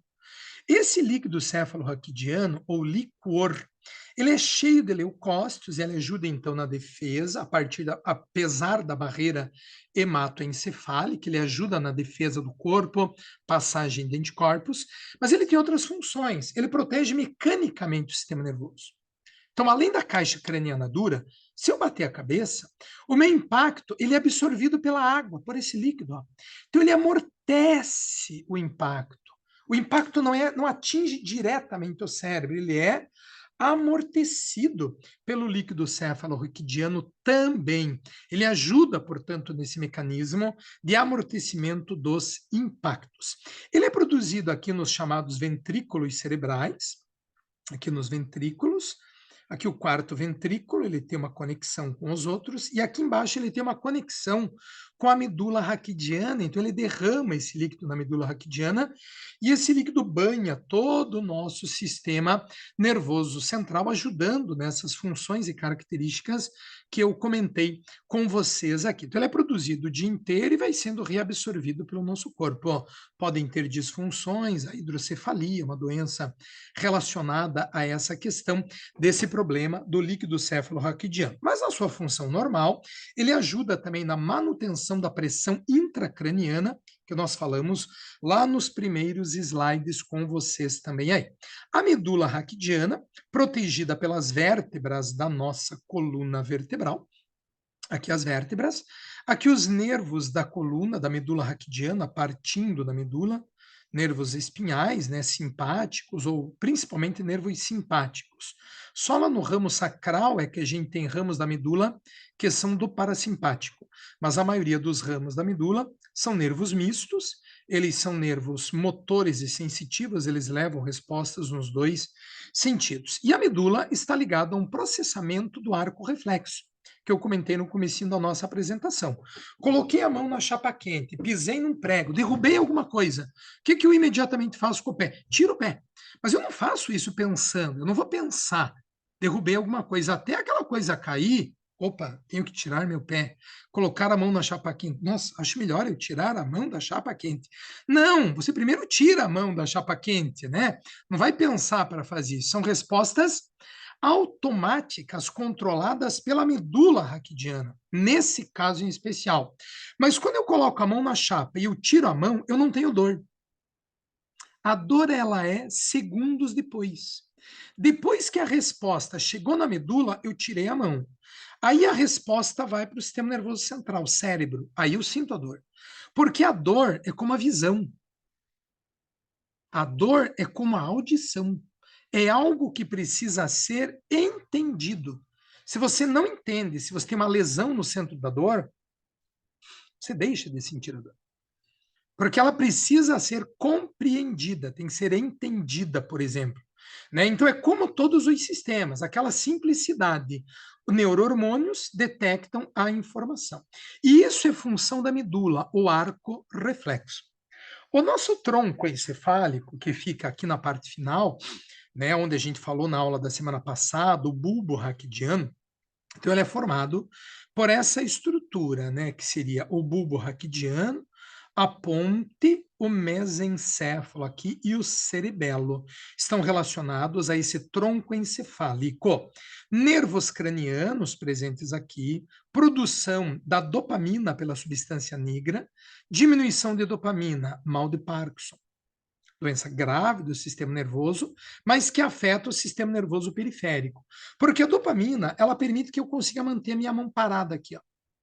Eu libero dopamina, uma relação dos neurônios periféricos, e eu consigo manter a estabilidade da minha mão. Quando começa a faltar dopamina, eu começo a não ter mais essa estabilidade. E aí começam aqueles tremores, por exemplo, do mal de Parkinson no início da doença, que vão se agravando para o sistema nervoso central. No bulbo, nós temos a aprendizagem motora. Então, eu aprendo os movimentos aqui. E aí essa informação é transmitida para o cerebelo. E é o cerebelo que me dá a informação principal do equilíbrio e de toda a minha coordenação motora está ligada a essa função cerebelar, a minha posição no espaço. Estar agora sentado, deitado, em pé, é o meu cerebelo que identifica isso, junto com a conexão da cóclea ligado à audição. Então, a audição, o nervo coclear, manda informações para o cerebelo e eu consigo ter essa identificação da minha posição do espaço. Então, aqui a gente tem o tronco, a medula raquidiana, o 10º par dos nervos cranianos, né, o nervo vago, e aqui embaixo, percebo no ramo sacral da medula, nervoso parasimpático. Então, a maioria das ligações da medula estão ligados ao sistema nervoso simpático nesta região da nossa medula. Normalmente, nós dizemos que o sistema nervoso simpático é um sistema excitatório, enquanto que o parasimpático é um sistema de relaxamento. Normalmente isso funciona, né? Não é uma regra geral, mas de um modo geral é ele que age nesse mecanismo de regular o nosso sistema nervoso. Por exemplo, só pegando aqui embaixo, ó, o colo e bexiga são excitados pelo sistema nervoso parasimpático. É o parasimpático que estimula a minha digestão, por exemplo. E é por isso que, é claro, quando eu estou num nível de estresse, a adrenalina, ela excita mais o sistema simpático, adrenalina. Então, eu estou no nível de estresse, eu estou com o sistema nervoso simpático elevado e o parasimpático, digamos, a ação diminuída. O que acontece em muitas situações de estresse? Gastrite nervosa, problemas de prisão de ventre estão ligadas ao estresse, porque você excitou o simpático. E quem estimula os movimentos digestivos é o parasimpático. Então, não é uma regra essa relação de estímulo e bloqueio. Mas, de um modo geral, o sistema parasimpático nos dá uma condição de maior tranquilidade, né, na relação do nosso sistema nervoso parasimpático, aí se comparado com o sistema nervoso simpático. O córtex do nosso sistema nervoso central, nós temos então lá a teoria do chamado cérebro trino, uma teoria proposta em 1970 por Paul MacLellan, que leva à ideia do desenvolvimento do nosso sistema nervoso central. Vindo lá do nosso cérebro reptiliano, cérebro límbico das emoções e o neocórtex mais moderno. Ele tem uma relação muito importante com a evolução do homem, né? Não tem a ver com répteis em si, tá? Apesar dos mamíferos evoluírem a partir dos répteis, né? Mas a relação maior diz o quê? Ela nos diz que, se nós pegarmos os nossos ancestrais, Homo habilis, Homo erectus, até chegarmos aí ao Homo sapiens, nós temos uma evolução desse sistema nervoso. Um cérebro mais reptiliano, ligado especialmente a funções de sobrevivência, onde eu tenho comida, defesa e reprodução. E muitas pessoas, infelizmente, agem aqui, né? Agem de uma forma reptiliana, com grosserias, com atitudes mais abruptas, muitas vezes no sentido de defesa. O sistema límbico está ligado mais à questão das emoções. Então, a gente já tem uma evolução no sistema emocional. Eu começo a ter maior empatia. Empatia. E aqui está a amígdala, que é uma região do sistema nervoso que está ligada especialmente às questões da meditação, aqui no nosso cérebro límbico. E o neocórtex do pensamento, da racionalidade. O que nós devemos buscar fazer na nossa vida? Buscar trabalharmos mais uma questão de racionalidade emotiva e menos reptiliana. Nós estamos vivendo situações do mundo cada vez mais complexas e muitas vezes agindo de um modo reptiliano. Ele pode ter a sua função, sim. Quando eu estou num momento completamente desconhecido, entrei com o carro num local completamente desconhecido, alguma coisa está acontecendo e que eu preciso agir de uma forma a preservar as minhas características de vida. Eu, claro que estou ligado mais a um complexo reptiliano. Mas eu não posso deixar que isso tome conta da minha vida, como muitas vezes, infelizmente, a gente vê em muitos atos e pessoas no nosso entorno, muitas vezes por aí. Eu preciso ter uma função mais de neocórtex, de compreensão e, eventualmente, emotiva, quando controlada também dessa forma. Então, o sistema límbico é formado pelo tálamo e pelo hipotálamo, em especial, que nós temos aqui, ó, a estrutura do córtex cerebral, os lóbulos do córtex cerebral. O lóbulo frontal é a principal região do neocórtex. Lóbulo temporal, audição, olfato. Occipital ligado à visão, por exemplo, aí, né? O lóbulo da ínsula, ele está aqui para dentro, que seria o sistema límbico em especial. A amígdala, que seria uma das principais regiões. Lóbulo frontal, movimento, pensamento, planejamento, raciocínio, também ligado às emoções compreensíveis, a linguagem, lóbulo parietal, localização espacial, processamento sensorial, a leitura, o centro da leitura, visão e equilíbrio, cerebelo, equilíbrio, tônus muscular, funções básicas de respiração, onde está o nosso bulbo raquidiano, lóbulo temporal, a linguagem, comportamento, memória, audição, habilidades matemáticas estão ligadas a regiões especiais do cérebro, né? Aqui as 52 áreas de Brodmann, isso aqui tem mais de 50 anos, esse estudo, existe modelos mais avançados, mas a base continua a mesma. O centro do nosso pensamento, lóbulo frontal. Então, quando eu quero lembrar de alguma coisa, onde que eu ponho a mão? Não estou lembrando disso. Né? Como é que eu não lembro dessa coisa? Isso aqui chega a doer, né? Porque vem sangue para cá. E aí, uma palavrinha. A quantidade de sangue do sistema nervoso central é constante. Mas aonde que o sangue está no sistema nervoso central, ele muda, de acordo com a área que eu estou usando. Se eu leio demais muita tela, eu vou ter mais dor aqui, que é o centro da visão. Porque eu usei demais a visão, forcei demais esta região. Movimentos da escrita estão aqui, ó. Reconhecer objeto é uma outra área e interpretar escrita são áreas diferentes. Se eu pego a caneta, eu olho para a caneta. O que é isso? É uma caneta. Então, reconheci objeto. Você sabe escrever caneta? Sei. A área da escrita, escrevi caneta. O que você escreveu? Caneta. Eu interpreto. Se uma pessoa, por algum motivo, ela sofre uma lesão na área da interpretação da escrita, você mostra a caneta para ela e fala, o que é isso? Caneta. Reconhecimento de objeto. Sabe escrever caneta? Sei. Movimento da escrita, caneta. O que você escreveu? Não sei. Ela não consegue ler o que ela escreve. Ela escreve caneta, mas ela não consegue ler o que ela mesma escreve. Porque, por exemplo, a área da escrita foi afetada, né? E assim que é o nosso sistema nervoso central. Então, são áreas específicas que determinam aquilo que a gente sente. Porque o neurônio faz o quê? Manda informação. Ele só leva informação. E dependendo de onde a informação chega, eu tenho uma determinada percepção. Esse é um novo mapa cerebral. São mais de 180 regiões que existem aí, e ele está em constante atualizações, digamos assim, né, desse mapa cerebral. Mas a base é o que eu falei para vocês lá no anterior. A nossa amígdala, que é o sistema límbico, ela tem a função de identificar perigo e está ligada a questões de ansiedade. Medo, a nossa amígdala é que vai funcionar. Depressão, autismo, está ligado a muitas questões da amígdala. O hipocampo, a memória. Aqui está, gente, a nossa principal área de formação de novos neurônios, o que a gente poderia chamar de neurogênese.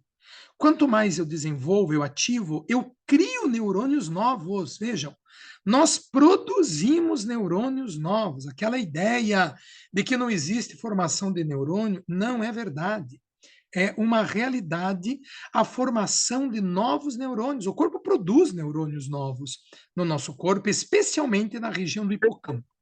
O tálamo, comportamento emocional, e o hipotálamo, desprazeres, raiva, aversão, controla o sistema autônomo também, o nosso hipotálamo, especialmente ligado aos hormônios, a relação hipotalâmica. O giro do símbolo, que é essa região verde aqui, ó, símbolo, reações, memórias agradáveis, então pensamentos agradáveis, lembrar de alguma coisa e remeter aquele gosto quando você lembra daquele arroz doce, daquele docinho de abóbora que está lá, que foi feito lá, lembrar daquilo está ligado a isso. Reações emocionais de dor e regula o comportamento agressivo também. Então, esse é o nosso sistema límbico. E aqui eu começo trazendo alguns trabalhos para vocês e a gente já entrando na parte final da aula, né? A amígdala está ligada à emoção, motivação, medo e sistemas de recompensa. Por isso, questões da amígdala estão ligadas à dependência, alcoolismo, por exemplo, está ligada a transtornos da ansiedade e ligada ao autismo.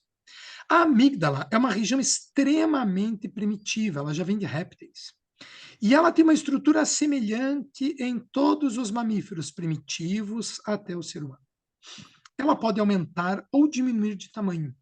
E o aumento ou diminuição do tamanho está ligado a questões de estresse, ansiedade, depressão, autismo, ela é caracterizada por receptores GABAérgicos aí, presentes na estrutura da nossa questão ligada à amígdala. E aí, olha esse trabalho que é interessante. A meditação e yoga está associada ao menor volume da amígdala. Redução de estresse tem sido associada a menor volume da amígdala. Yoga, meditação, diminui o volume da amígdala. A redução do estresse está associada a menor volume, é uma afirmação isso. Yoga aumenta a atividade do sistema parasimpático. Níveis de neurotransmissores como GABA. A amígdala está relacionada a neurotransmissor GABAérgicos.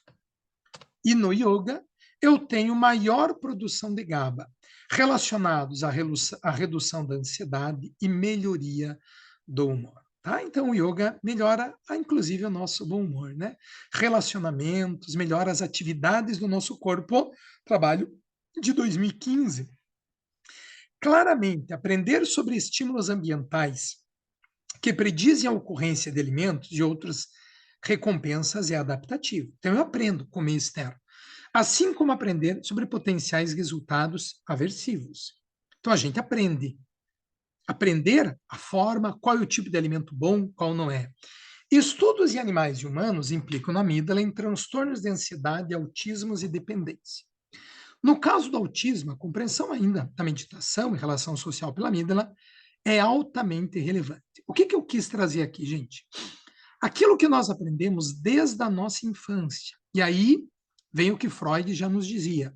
Está relacionado a comportamentos dos adultos, eventualmente com as crianças.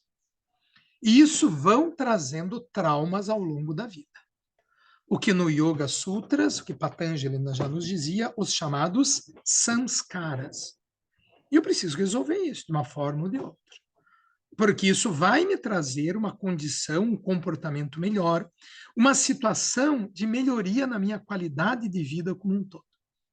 Isso está ligado a questões do nosso sistema nervoso central, especialmente ao que nós chamamos, portanto, de sistema límbico, aos comportamentos que são aprendidos desde cedo, desde a infância, o ver, observar, as relações que nós fomos submetidos a abusos que acabam se repetindo, as situações de comportamentos que a gente repete constantemente, de relacionamentos, e como diminuir ou se livrar, eventualmente, ou melhorar isso, se for bom ou ruim.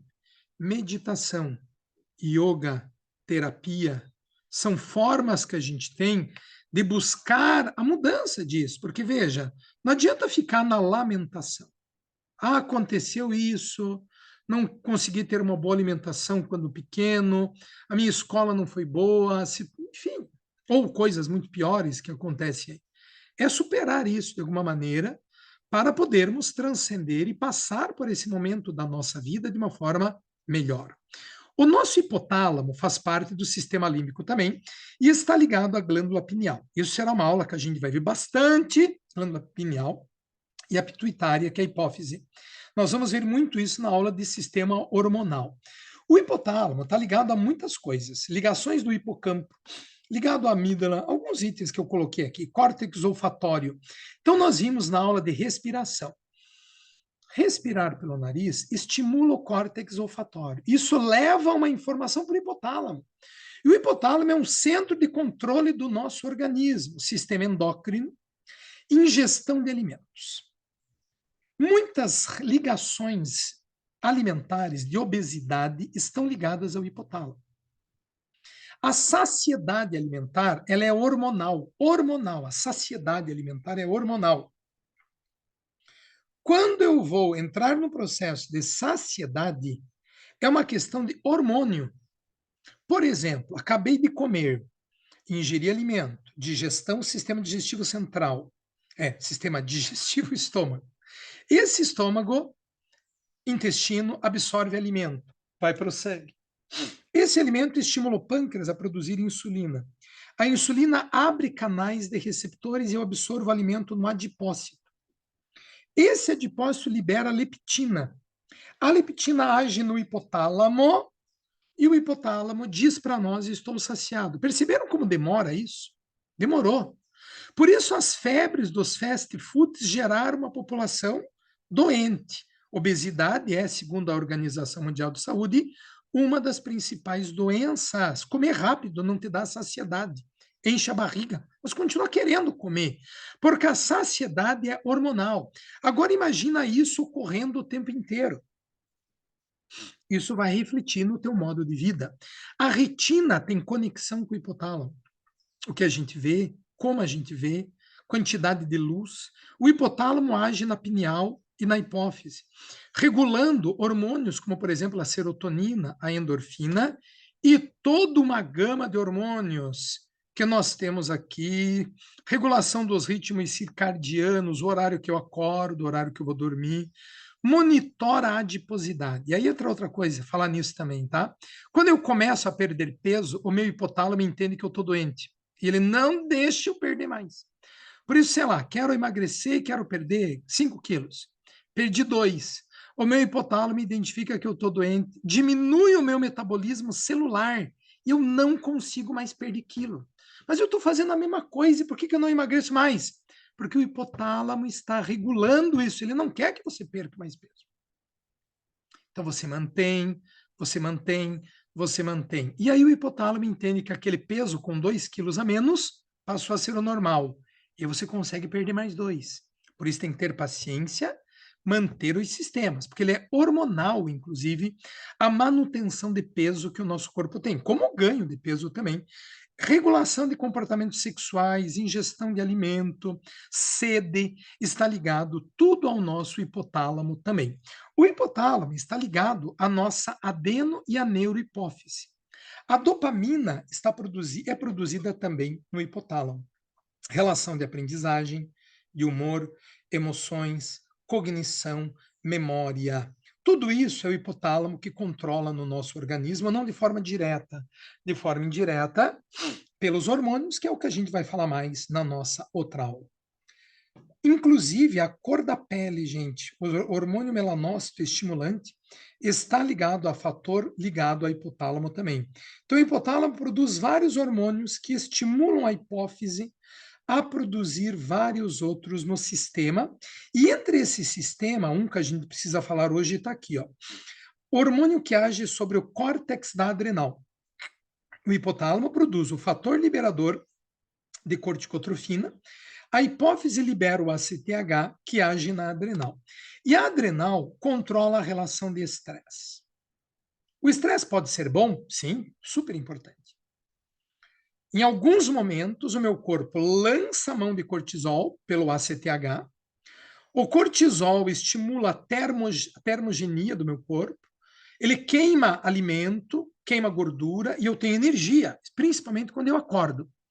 Numa situação de perigo, eu também preciso de cortisol. Mas o que o cortisol faz na sequência? Ele bloqueia a hipófise e bloqueia o hipotálamo. E o nível de cortisol diminui. Ok, perfeito.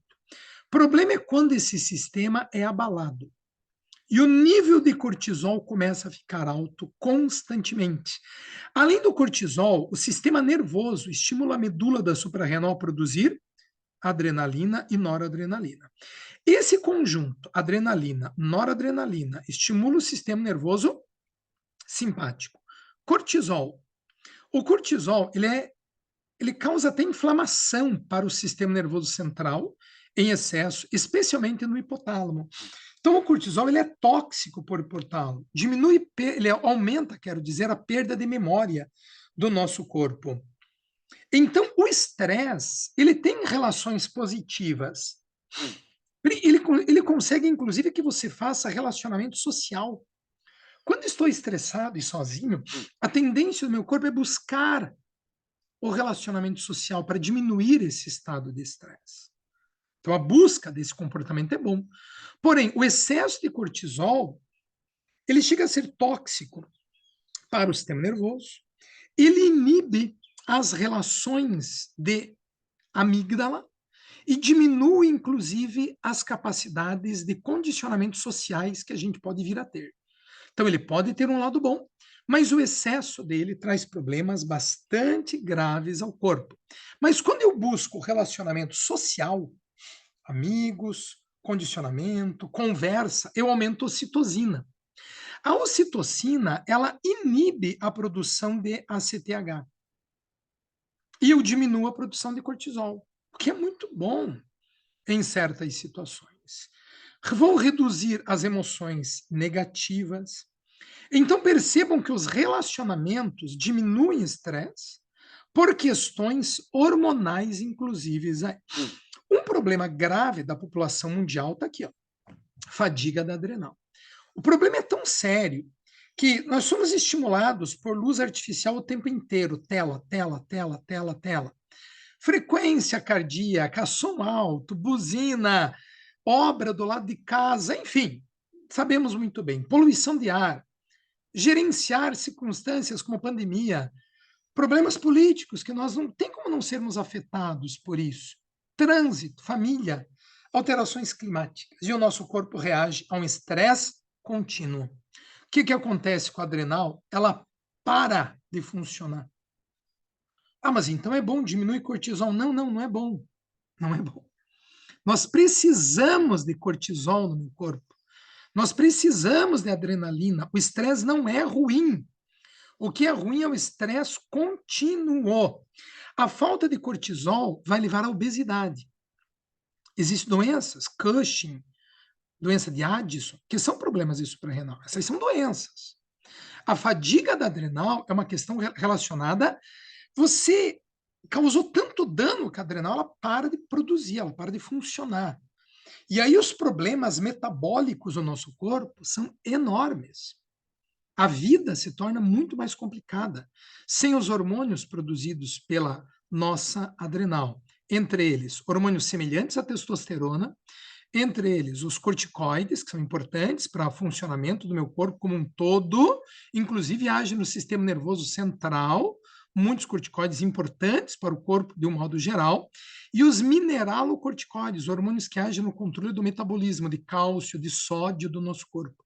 Então, o descontrole leva a uma série de problemas.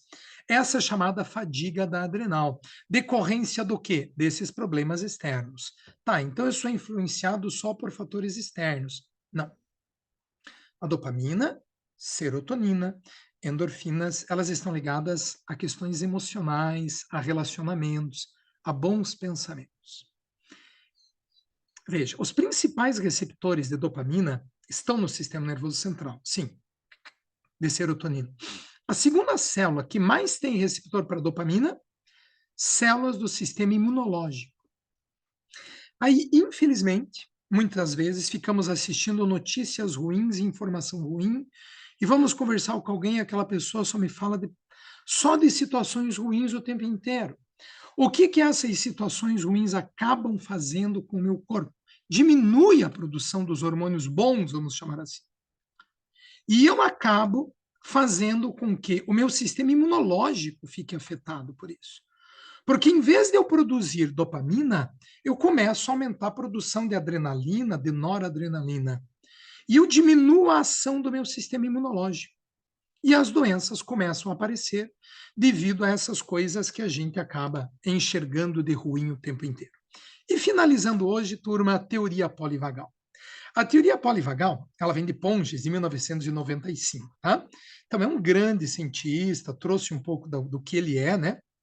Ele trouxe essa teoria no discurso presidencial da Sociedade de Pesquisa Psicofisiológica em Atlanta.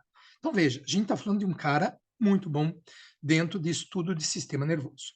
Essa teoria, ela tem várias críticas dela, especialmente a questão anatômica, alguns relatos da teoria polivagal. E o que ele me traz disso? Que o sistema nervoso parasimpático, ele divide em nervo vagal ventral e nervo vagal dorsal, o que não é uma realidade anatômica absoluta. Mas ele nos diz que nós temos uma questão de norocepção muito importante no sistema vagal. O que é essa norocepção? Como que eu falo? Como que eu vou reagir? Se você olha uma pessoa sorrindo para você, mais feliz, com um tom de voz mais melódico, qual que é a tendência do nosso corpo? Entender aquilo como agradável, me parece seguro estar aqui. E eu entendo isso de um aspecto de maior segurança. Eu me sinto mais seguro. E nesse momento, o meu corpo inteiro vai reagir de uma forma mais agradável a esta situação. Então, eu me sinto seguro. E quando eu me sinto seguro, eu me sinto aberto ao envolvimento social, à diversão. O sistema vagal, parasimpático, ventral estaria funcionando. Um estado híbrido é quando eu tenho o vagal ventral e o sistema simpático funcionando. E aí eu vou praticar mais esportes, porque eu tenho mais energia do sistema simpático, eu estou mais adrenalizado também. Mas eu estou feliz. Não é um estado de adrenalizado de medo. É um estado de adrenalização, de brincadeira, de felicidade, quando eu tenho esse estado de segurança. Eu tenho um estado mobilizado em resposta a uma ameaça percebida. E aí eu estou pronto para luta e fuga. Isso é bom. Aquele estresse momentâneo, não é aquele estresse crônico, doentio. Eu tenho, então, uma mobilização do sistema nervoso simpático. E ele é rápido. Imediatamente, eu bloqueio o ACTH e os níveis diminuem. Estado híbrido, o simpático e o vagal dorsal. Esse é um dos grandes problemas da vida, congelamento na defesa. Crianças abusadas, elas usam esse sistema para não morrerem eventualmente, tá? Então, naquele estado em que ela está totalmente incapaz, ela não pode fazer nada. Não pode fazer nada. Não pode fazer nada. Tá? Lutar aqui não há condição, não há possibilidade de luta. Entra num sistema de busca pela sobrevivência. O corpo entende que ele não sente mais nada. Ele tira a dor, ele tira a emoção. E isso aqui, às vezes, é um grande problema de muitas pessoas. Não só o abuso das crianças ou de outros abusos na escola, né? A maneira como são tratados, e aquilo vai fazendo você entrar num estado mobilizado doentio. E o imobilizado, em resposta à ameaça externa, desliga a incapacidade de se mover. Sistema nervoso simpático trava. Né, que acontece em muitos grupos animais. Aí você tem aquela reação em que o indivíduo pode urinar, a salivação muda, não consegue se movimentar. E o estado híbrido vagal dorsal, movimentos silenciosos e intimidades. Isso também é bom quando eu tenho esse estado híbrido. Nessa revisão de 2023, a hipótese de que o nervo vago ele está envolvido no processamento de sinais, olha que interessante. Então ele faria um processamento como a medula, não consciente. Nesse caso, por exemplo, de sobrevivência, um congelamento de defesa. Não é cerebral isso. Não é o cérebro que funciona. O nervo vago dá um condicionamento e a pessoa entra no estado de sobrevivência. Mesmo sofrendo com certas condições que são externas, ela desliga desse mundo para poder sobreviver. Tá? É muito mais complexo, é claro, né? Mas é essa a ideia da teoria polivagal que eu trouxe aqui. Resumindo, da mesma forma, componentes específicos do yoga influenciam modulação cognitiva, emocional e comportamental, interocepção. Então, nós temos receptores que vão nos dar essa qualidade de vida. Meditação, aquieta a mente e o corpo. Então, o yoga, ele nos dá ferramentas sinérgicas de víscerosensoriais, somatosensoriais e quimiosensoriais. Então, o yoga consegue me trazer mecanismos para gerenciar esse mundo que nós estamos. Eu não tenho como fugir do trânsito, eu preciso sair trabalhar, gente. Eu não tenho como fugir da reunião, do mercado. Não é a gente ir para uma caverna, pessoal, não é isso, não tem sentido. Mas eu preciso achar maneiras de gerenciar isso. E veja, estudo de 2014, o yoga ele tem capacidade de modulação cognitiva, emocional, comportamental e autônoma no meu organismo e na minha característica psicológica. A meditação é muito importante em vários estudos. Patanjali não nos falou sobre sinapses cerebrais, mas ele nos trouxe conhecimento de samskaras, que são marcas do meu passado. seja lá por o problema que eu tive com meu pai, com meu irmão. O que não dá é para ficar remoendo isso a vida inteira.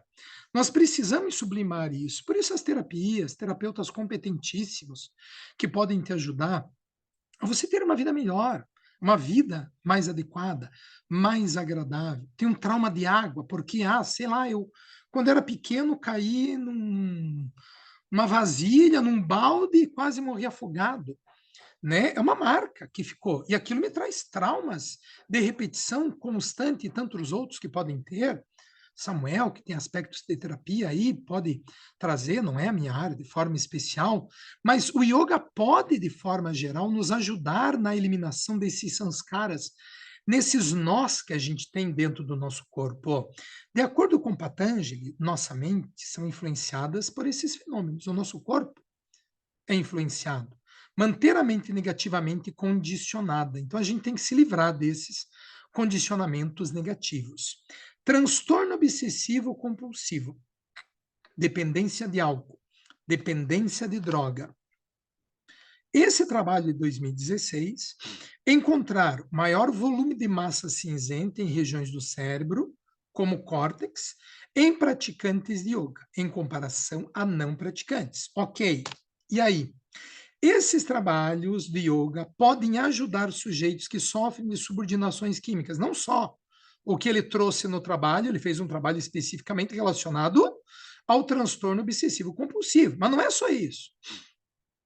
São as escolhas, eventualmente, que a gente faz, e o yoga pode mudar isso. É um trabalho de 2016 e um outro de 2019, 2 trabalhos juntos, mostrando a mesma relação com o transtorno obsessivo-compulsivo e as práticas de yoga. No início dos seus sutras, verso 2 e 3, Patanjali afirma: a natureza do praticante atinge o estado de yoga.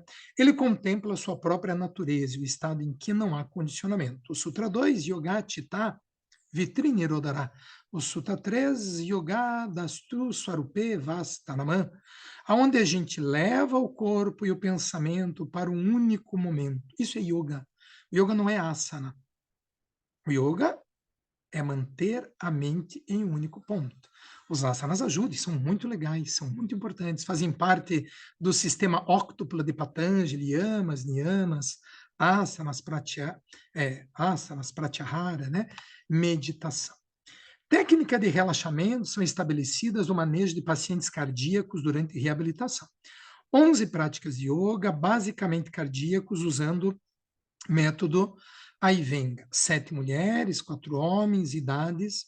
Treinamento de 90 minutos, usando Holter por 24 horas. Grupo controle também faziam exercícios de relaxamento de 90 minutos. O que esse grupo controle fazia? Caminhada no parque, por exemplo, e depois o professor induzia um relaxamento com eles. Não como as práticas do yoga, mas induziam um relaxamento. Agora descansem, escutem uma música, ou seja, um grupo controle e um grupo fazendo yoga e fazendo relaxamento de yoga. Um grupo fazendo atividade física, caminhada, para reabilitação de problemas cardíacos. Então, um grupo controle fazendo caminhada, um grupo controle fazendo yoga. Os parâmetros da variabilidade da frequência cardíaca foram determinados por um observador cego.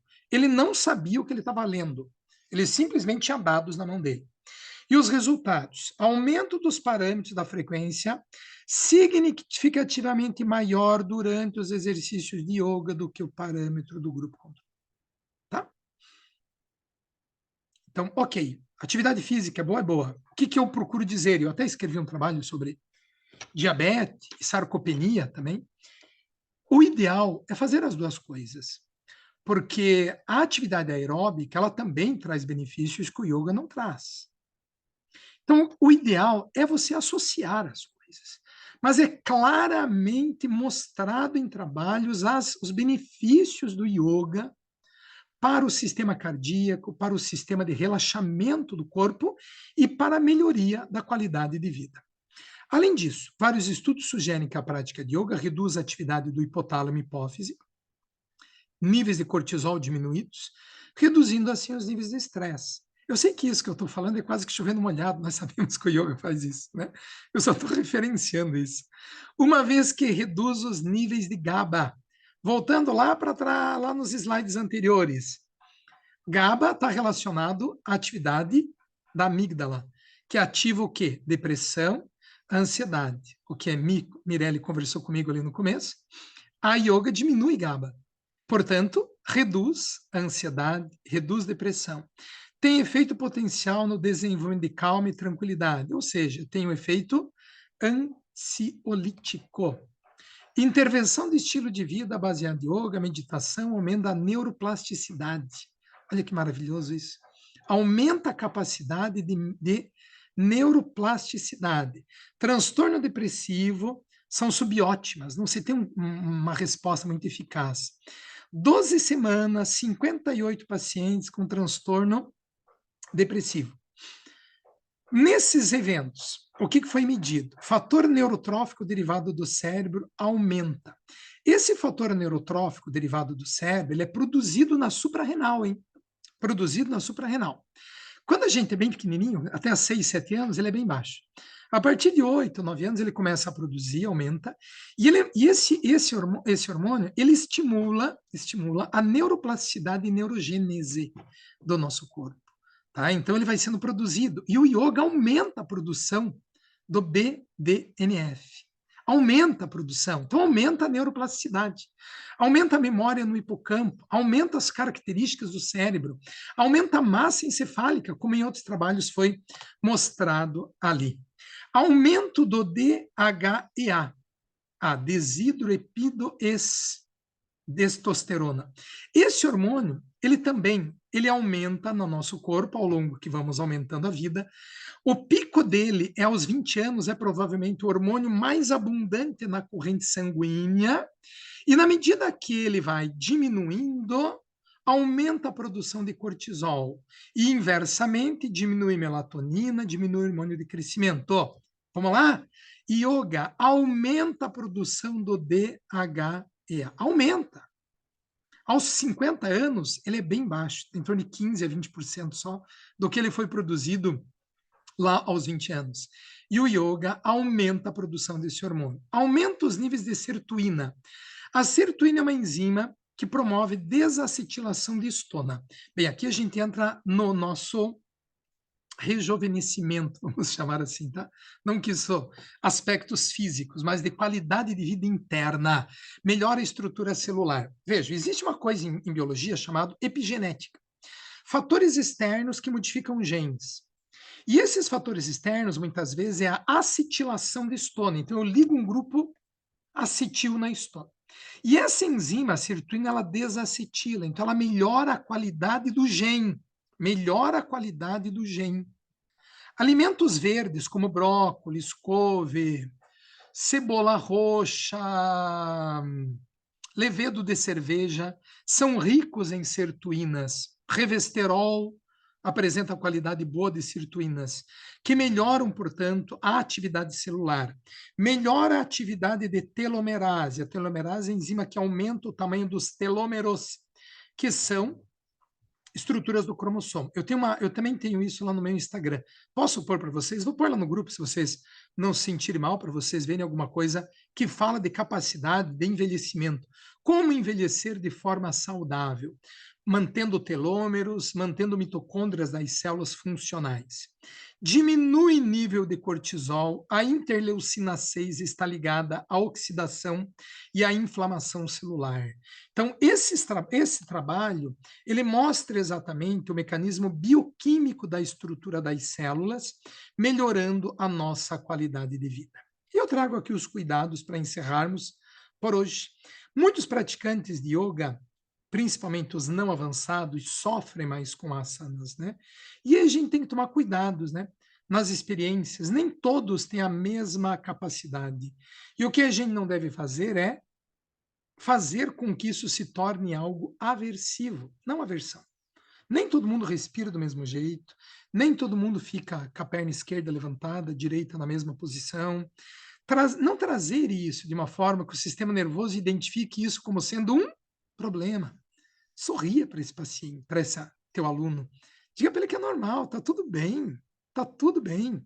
Ele vai se sentir melhor, vai produzir hormônios mais agradáveis, ele vai gostar mais daquilo, vai manter a prática do yoga, porque também a gente percebe que muitos alunos deixam o yoga, né? Não aguentam, caem fora, e não é o que a gente quer, porque se ele manter aquele yoga por pouco de 30 dias a mais, dificilmente ele largará.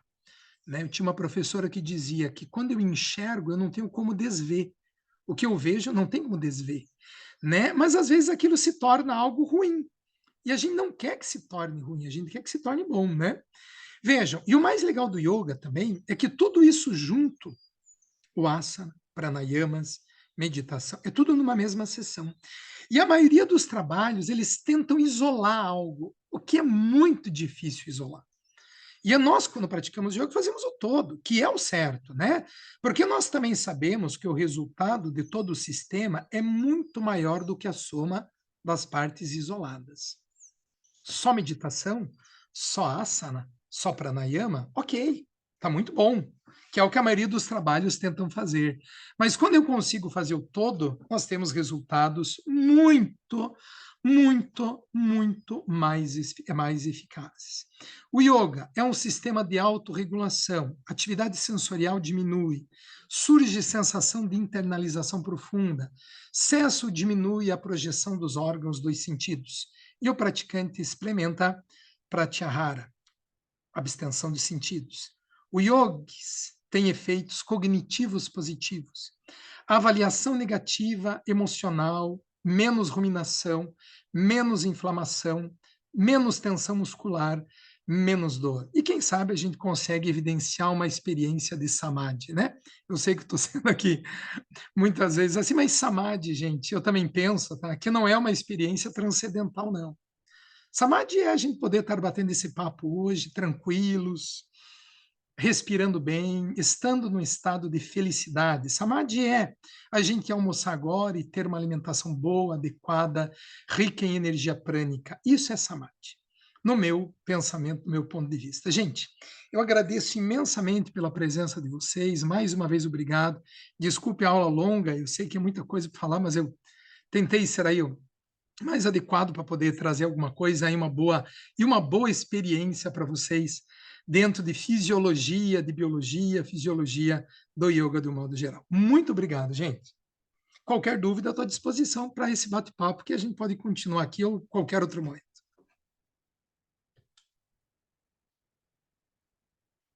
Tudo bem, Samuel? Mirelle? Tudo certo, vou Maravilhosa. precisar assistir essa aula de novo, na verdade. É, Imagino. só assistindo, porque é muita coisa. Mas foi muito boa, muito boa. A gente fez, eu fiz várias viagens aqui, Que muito beleza. boas.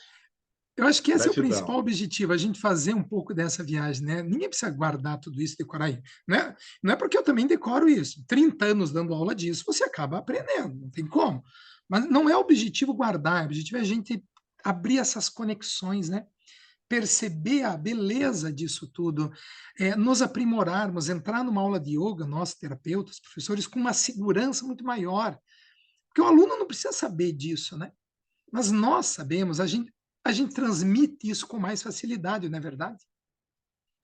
E essa última deixa que você fala da integração dos 8 angas, né, que você tem que trazer, que é essencial que traga, né, Uhum, não crie aulas partidas, né, para sim, ter momentos de meditação tudo separado. Se você integra, se tem maior resultado. Isso é fundamental. de fato. Gratidão, Obrigado, gratidão. gente. Então, sem nada mais, vou encerrando por aqui hoje, tá? Interromper a nossa Tá bom. gravação. E Bom domingo. bom domingo para vocês. Fico super à disposição para qualquer outra dúvida particular, coisa que vocês queiram, me chamem aí. Beijo a todos. Até mais vê-lo, gente. Grande abraço. Obrigada, beijo. Abraço. Beijos, tchau, tchau.